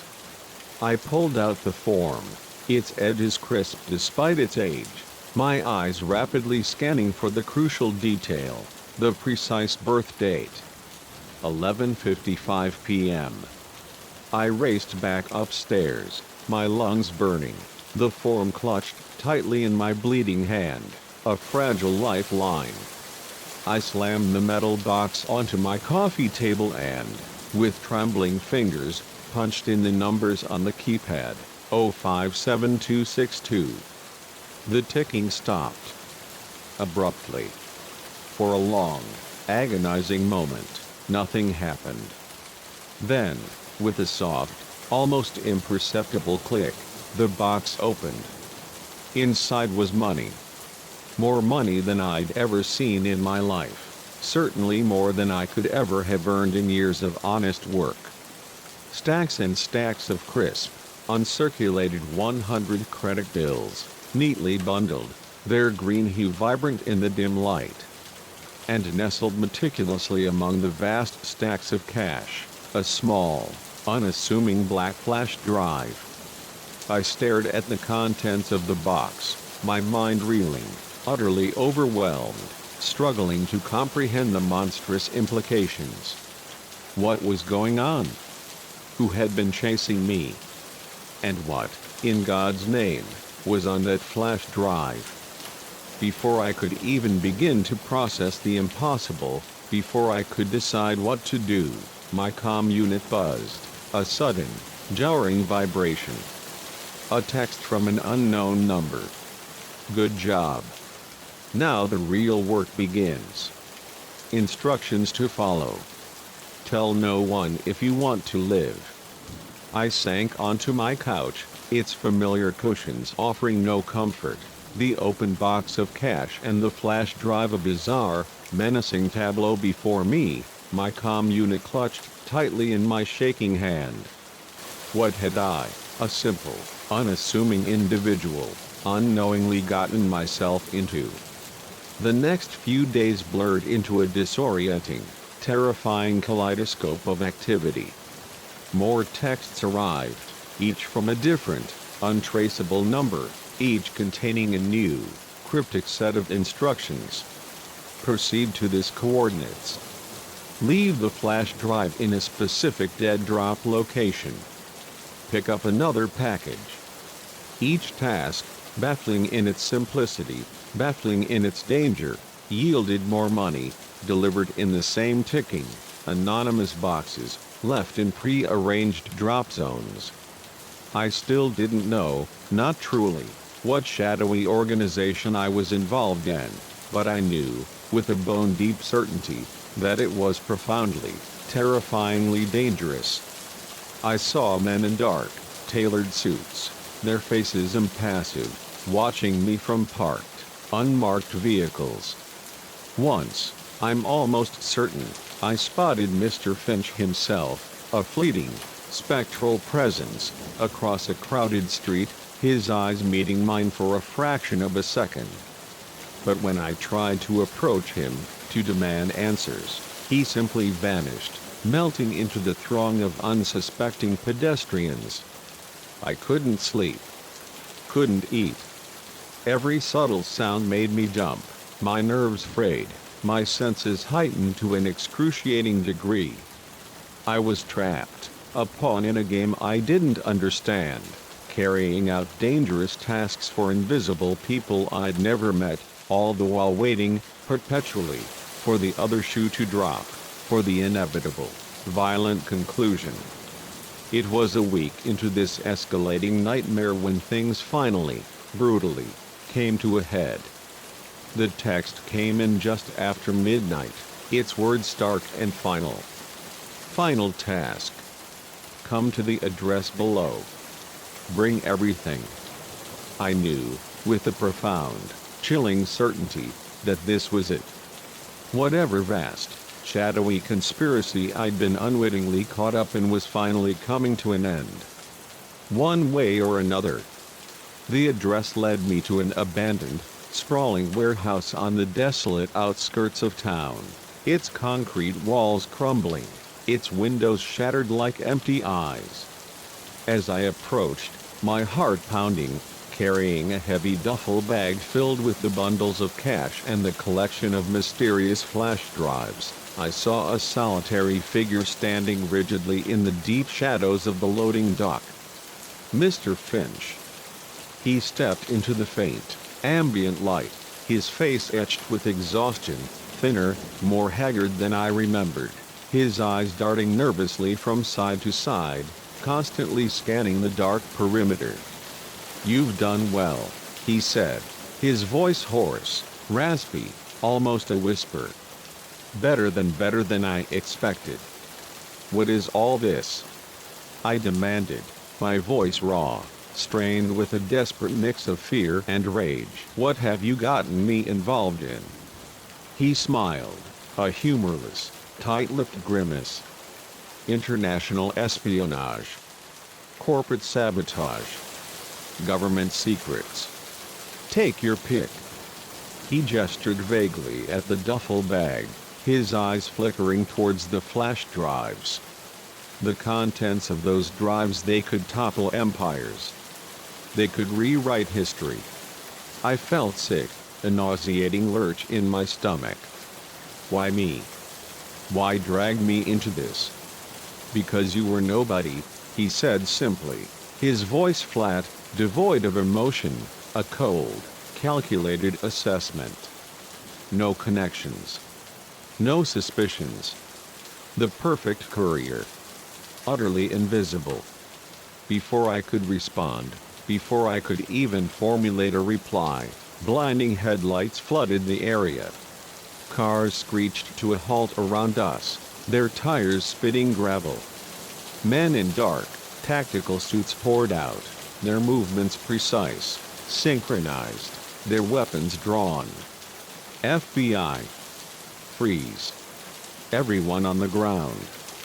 Everything happened so fast after that, a blur of motion, a deafening cacophony. Mr. Finch, with a desperate, animalistic lunge, tried to run, but he was quickly, efficiently tackled to the ground, his struggles brief and futile. I stood there, frozen, my hands raised instinctively in a gesture of surrender, as agents swarmed around me, their faces grim, their voices sharp commands. Hours of grueling, relentless interrogation followed, conducted in a sterile, brightly lit room that felt colder than any freezer. I told them everything, every detail, from the moment I picked up the first misdelivered package to the chilling final text message. They seemed to believe I was an unwitting pawn, a coerced participant, but I could tell, with a profound, unsettling clarity, that my life, the normal, unremarkable life I'd known, would never, ever be the same. As dawn broke, painting the sky with the first pale hues of morning, A stern-faced agent, her eyes sharp and analytical, sat across from me, her posture rigid. "We've got a proposition for you," she said, her voice devoid of inflection. "Your neighbor was part of a much larger, far more insidious organization. We need someone on the inside. Someone they already trust. Someone who has proven they can navigate their network, their codes. Someone like you." I stared at her, the terrible, inevitable realization dawning, cold and absolute. You want me to be a spy?"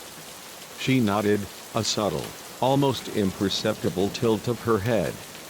Her eyes, however, remained cold, unblinking, devoid of any warmth. "It's that, Mr. Davies, or face charges as an accessory, an accomplice to serious, federal crimes. Your choice." In that moment, suspended between two impossible lives, I realized the normal, safe existence I'd known was gone forever. It had vanished, dissolved, all because of a single, misdelivered package and my own cursed, insatiable curiosity. I took a deep, shuddering breath, the air tasting like ash and steel, and, with a chilling resignation, I made my choice. Where do I start? The agent smiled then, a thin, almost predatory curve of her lips, but it didn't reach her cold, analytical eyes. "Welcome to the world of shadows, Mr. Davies," she said, her voice a low, resonant hum. "Try not to get lost in the dark." As I followed her out of the interrogation room, the fluorescent lights humming above us, I couldn't help but think about how a simple package, a mundane delivery error, had so completely, violently upended my entire life.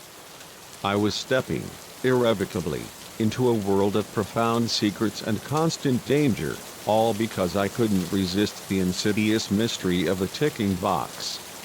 The ordinary man I'd been, the quiet, unremarkable individual, was gone, irrevocably transformed.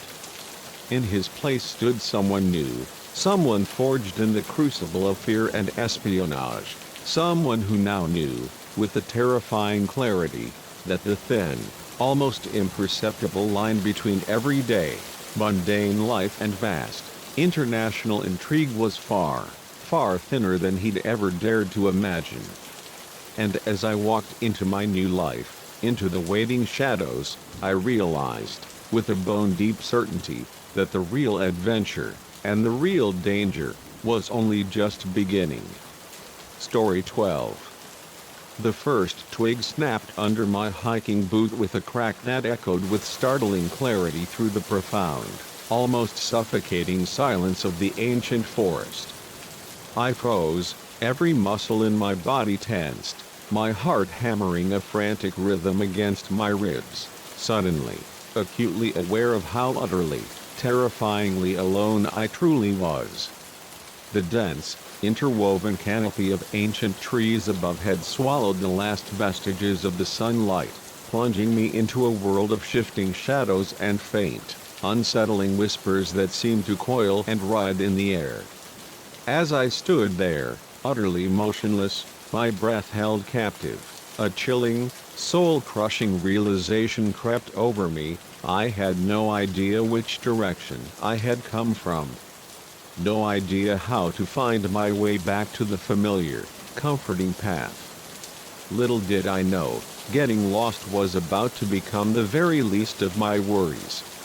I'd set out early that crisp autumn morning, my spirit buoyant, almost giddy with anticipation, eager to conquer what was heralded as one of the more challenging and picturesque hiking trails in the sprawling, untamed Redwood National Park.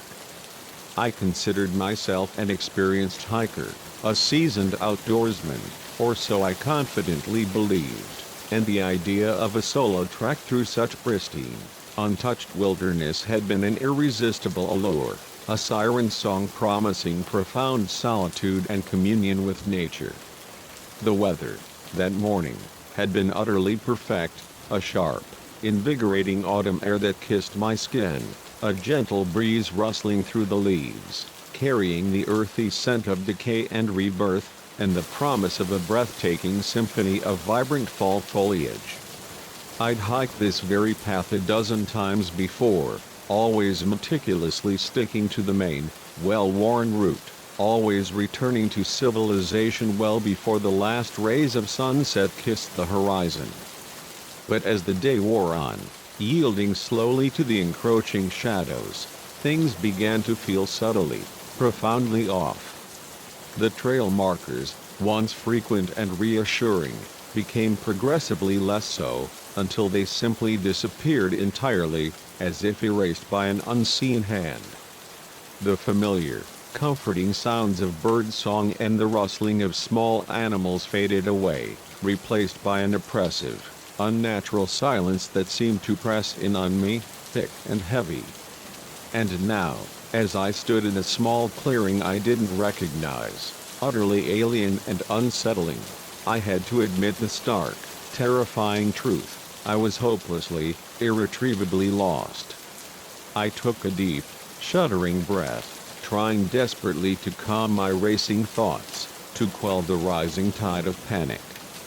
"Don't panic," I muttered to myself, the words sounding thin and reedy, almost swallowed by the profound stillness. "You've got supplies. You've got a few hours of daylight left. Just retrace your steps. Stay calm." But as I turned to head back the way I thought I'd come, my eyes scanning the dense undergrowth, something caught my eye. There, just at the very edge of the clearing, was a faint, almost imperceptible flash of movement. I squinted, straining my tired eyes, trying to make out what it was: a deer, perhaps, or a solitary bear, disturbed by my presence? Whatever it was gone before I could get a good, solid look, vanishing like a wisp of smoke. But the brief, unsettling encounter left me with a profound, gnawing feeling of unease. The fine hairs on the back of my neck stood on end, a prickle of primal alarm, and I couldn't shake the pervasive, chilling sensation that I was not alone. That I was, in fact, being watched. Intently. I picked up my pace, a desperate surge of adrenaline coursing through my veins, pushing frantically through the increasingly dense underbrush. Branches, unseen and sharp, whipped at my face like angry whips. Unseen roots, treacherous and grasping, seemed to lunge from the earth, threatening to trip me with every desperate stride. I was grimly determined to find my way back to a marked trail, to the comforting familiarity of civilization. But with each desperate, stumbling step, the forest seemed to grow denser, more oppressive, the shadows deeper, clinging like shrouds, like living things. The ancient trees loomed overhead, their gnarled, skeletal branches reaching out like grasping, skeletal fingers, as if to ensnare me, to hold me captive. After what felt like endless, terrifying hours of walking, a desperate, panicked stumble through a green maze, I burst into another clearing. My heart sank, a leaden weight in my chest, as I realized with a sickening, soul-crushing certainty, it was the same clearing I'd left earlier. Somehow, impossibly, I'd walked in a complete, maddening circle, a prisoner in an endless, arboreal loop. "This is impossible," I said aloud, my voice sounding strange and muffled, almost swallowed by the suffocating stillness of the air. That's when I heard it, a low, guttural sound, a deep, resonant rumble that was definitely not made by any animal I recognized, a sound that resonated deep within my bones. It came from directly behind me, and I whirled around, my heart pounding a frantic, terrified drum against my ribs, my eyes darting into the shadows. Nothing. Just more trees, more shadows, coalescing into monstrous shapes in my terrified imagination. But as I stared into the impenetrable gloom, my vision blurred by fear, I could have sworn I saw something move, a dark, indistinct shape, just on the periphery of my vision, darting swiftly, impossibly, between the ancient trees, gone before I could fully register it. Panic, sharp and visceral, seized me, a cold, paralyzing grip, and I ran. I crashed wildly, blindly, through the forest, a desperate phantom, branches whipping at my face like angry whips, unseen roots tripping me, sending me stumbling with every desperate stride. I had no idea where I was going, only that I needed to escape whatever malevolent, unseen presence lurked in the deepening shadows, to put as much distance as humanly possible between myself and that unspeakable sound. I ran until my lungs burned, raw and aching, a searing fire in my chest, and my legs felt like lead, heavy and unresponsive, each step a profound effort. Finally, gasping for breath, a ragged, desperate sound, I slumped against the rough bark of a massive, ancient oak tree, its vast trunk a temporary, illusory shield. As my ragged breathing slowly began to calm, to find a semblance of rhythm, I realized with growing horror that I could hear something moving in the forest all around me. Soft, deliberate footsteps. The dry, rustling whisper of fallen leaves. The occasional, precise snap of a twig. It was circling me. Patiently. Methodically. I squeezed my eyes shut, pressing my hands against my temples, willing it all to be a nightmare, praying with a desperate intensity that this was all just a terrible, vivid dream. That I'd open them and find myself back in my comfortable tent, safe and sound, the horrors of the night vanished. But when I opened my eyes again, the forest was still there, as dark and menacing as ever, a silent, watchful entity. And now, I could see them, eyes, dozens of them, gleaming with an unnatural, predatory light in the deepening shadows, surrounding me from all directions. They didn't look like any animal eyes I'd ever seen. They were too intelligent, too cold, too full of a chilling, ancient hunger. I fumbled frantically for my satellite phone, its sleek surface slick with sweat, desperate for any flicker of connection to the outside world, for any lifeline. But of course, it remained stubbornly, mockingly blank. There was no signal. I was utterly, irrevocably on my own, a single, vulnerable speck in an ancient, hostile wilderness. As the day wore on, yielding slowly, inexorably, to the encroaching twilight, my situation grew more desperate, more hopeless. The biting cold of the forest deepened, seeping into my very bones. I tried, with trembling hands, to build a fire, hoping the light and warmth would keep the unseen things at bay, a meager barrier against the darkness. But every time I got close to coaxing a spark, a sudden, inexplicable gust of wind would materialize from nowhere, a chilling sigh, extinguishing my efforts with a cruel, mocking whisper. The eyes never left me, a relentless, unblinking gaze, always watching, always waiting. Sometimes, I'd catch fleeting glimpses of shapes moving just beyond the reach of my vision, tall, elongated forms that seemed to shift and change, their contours blurring like heat haze, like smoke given malevolent life, as I tried to focus on them, my mind struggling to comprehend. Night fell, plunging the forest into a near-total, suffocating darkness. The only light came from the sliver of moon, its pale, spectral glow filtering through the skeletal leaves to cast eerie, dancing shadows on the forest floor, making the trees seem to writhe.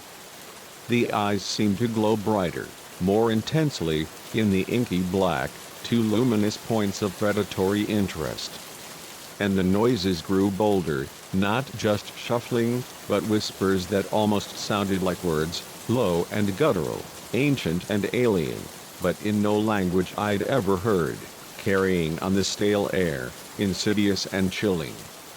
I huddled at the base of the large tree, my back pressed against its rough, unyielding bark, my trusty hunting knife clutched tightly in my shaking hands, its cold metal a small, futile comfort. Sleep was an impossible luxury. Every time I closed my eyes, I'd hear a distinct movement nearby, a soft scrape, a heavy breath, snapping them open to see those glowing, hungry eyes even closer than before, more numerous, surrounding me.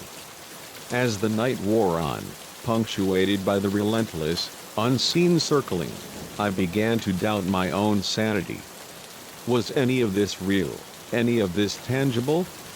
Or had I fallen and hit my head, and this was all some kind of twisted, elaborate hallucination, a cruel trick of my own mind? Just when I thought things couldn't possibly get any worse, just as despair threatened to consume me whole, a new sound sliced through the oppressive silence, a voice. Calling my name. Jack, Jack, where are you, Jack? It sounded exactly like my mother's voice, warm and familiar, gentle and comforting, a beacon in the terror. But that was impossible. She was hundreds of miles away, safe at home, tucked in her own bed. Mom? I called out, my voice cracking, hoarse with disuse and fear, a desperate, hopeful sound. Jack, honey, come here. You're lost. Let me help you. Her voice was coming from the darkness beyond the trees, soft and soothing, infinitely comforting, a promise of salvation. Every instinct screamed at me not to go, that this was a cruel, insidious trick, a lure. But it sounded so real, so genuinely comforting, so utterly familiar, a primal longing for safety overwhelming my fear. I took a hesitant step towards the voice, then another, my feet moving as if compelled by an unseen force. As I moved deeper into the shadows, the glowing eyes seemed to recede, melting away, dissolving into the blackness, giving me a clear, unimpeded path. That's it, sweetie, just a little further. I pushed through a dense thicket of thorny bushes, branches scratching viciously at my arms, tearing at my clothes, leaving raw, stinging welts on my skin. And then, I saw her. My mother. Standing in a small, moonlit clearing, her arms outstretched, an inviting, warm smile on her face. Relief, a dizzying, overwhelming wave, flooded through me, and I rushed towards her, a desperate sob catching in my throat, my arms outstretched. But as I got closer, a sickening knot tightened in my stomach. Something was horribly, profoundly wrong. Her movements were jerky, unnatural, like a poorly strung puppet, her limbs articulating with a strange, mechanical stiffness. And her eyes were just like the ones I'd seen in the forest, glowing, empty, and filled with a terrible, consuming hunger, a predatory gleam. I skidded to a halt, my relief instantly curdling into absolute, soul-crushing horror. The thing that looked like my mother smiled, its mouth opening impossibly wide, stretching far beyond any human anatomical limit, revealing row upon row of razor-sharp teeth, glinting wetly in the moonlight. What's wrong, Jack? Don't you want to give your mother a hug? Its voice hissed, no longer comforting, but filled with a chilling, guttural menace. I turned and ran, blindly crashing back through the thicket, branches tearing at my clothes and scraping raw gashes into my skin, my body fueled by pure, unadulterated terror. Behind me, I could hear something in relentless pursuit, the sound of snapping branches, heavy, rhythmic breathing. A terrifying, unearthly sound that grew closer with each passing second, its hunger palpable. I ran without thought, without direction, no longer caring about finding my way back to the trail, to civilization, focused only on escaping the unimaginable horrors that lurked in the dark, ancient depths of the forest. My foot caught on a gnarled root, and I went down hard, tumbling head over heels down a steep, leaf-strewn embankment, a painful, uncontrolled descent. I came to rest at the bottom, dazed, battered, and aching, my body screaming in protest. As I struggled to my feet, my vision swimming, blurred by pain and exhaustion, I realized I was standing on something hard and flat. Asphalt. A road. Hope, bright and fierce, a blinding beacon, surged through me, overpowering the pain. A road meant people. Civilization. Safety. I picked a direction at random, my mind a blank slate, and started jogging, my tired legs protesting with every painful step, each movement a profound effort. After what felt like miles, an eternity of desperate flight, I saw headlights in the distant gloom, two piercing points of light. I waved my arms frantically, desperately, a frantic signal, and to my immense, overwhelming relief, the car slowed, then stopped beside me. An older man, his face etched with genuine concern, his eyes kind, rolled down his window. "You all right, son? You look like you've been through hell." I opened my mouth to respond, to tell him about the unspeakable horrors I'd just experienced in the forest, about the glowing eyes and the monstrous shadow, about the thing that wore my mother's face. But as I turned to point back the way I'd come, towards the dark, looming trees, I froze, my body rigid with a new, profound shock. The forest was gone. In its place was an open field, stretching out, vast and empty, bathed in the gentle, early morning sunlight. No dark, looming trees. No glowing, hungry eyes. No monstrous, shifting shapes. Just peaceful, utterly normal countryside, serene and innocent under the rising sun. I turned back to the man, my mind reeling, struggling to reconcile what I'd seen with what was now before me, unable to connect the two realities. I got lost. I managed to stammer, the words feeling utterly inadequate, a feeble explanation for the cosmic horror I'd endured. "Can you give me a ride to the nearest town?" As we drove away, the car's engine humming a comforting lullaby, I couldn't stop looking back at that field, the sunlight glinting off the dew-kissed grass, a seemingly innocuous landscape.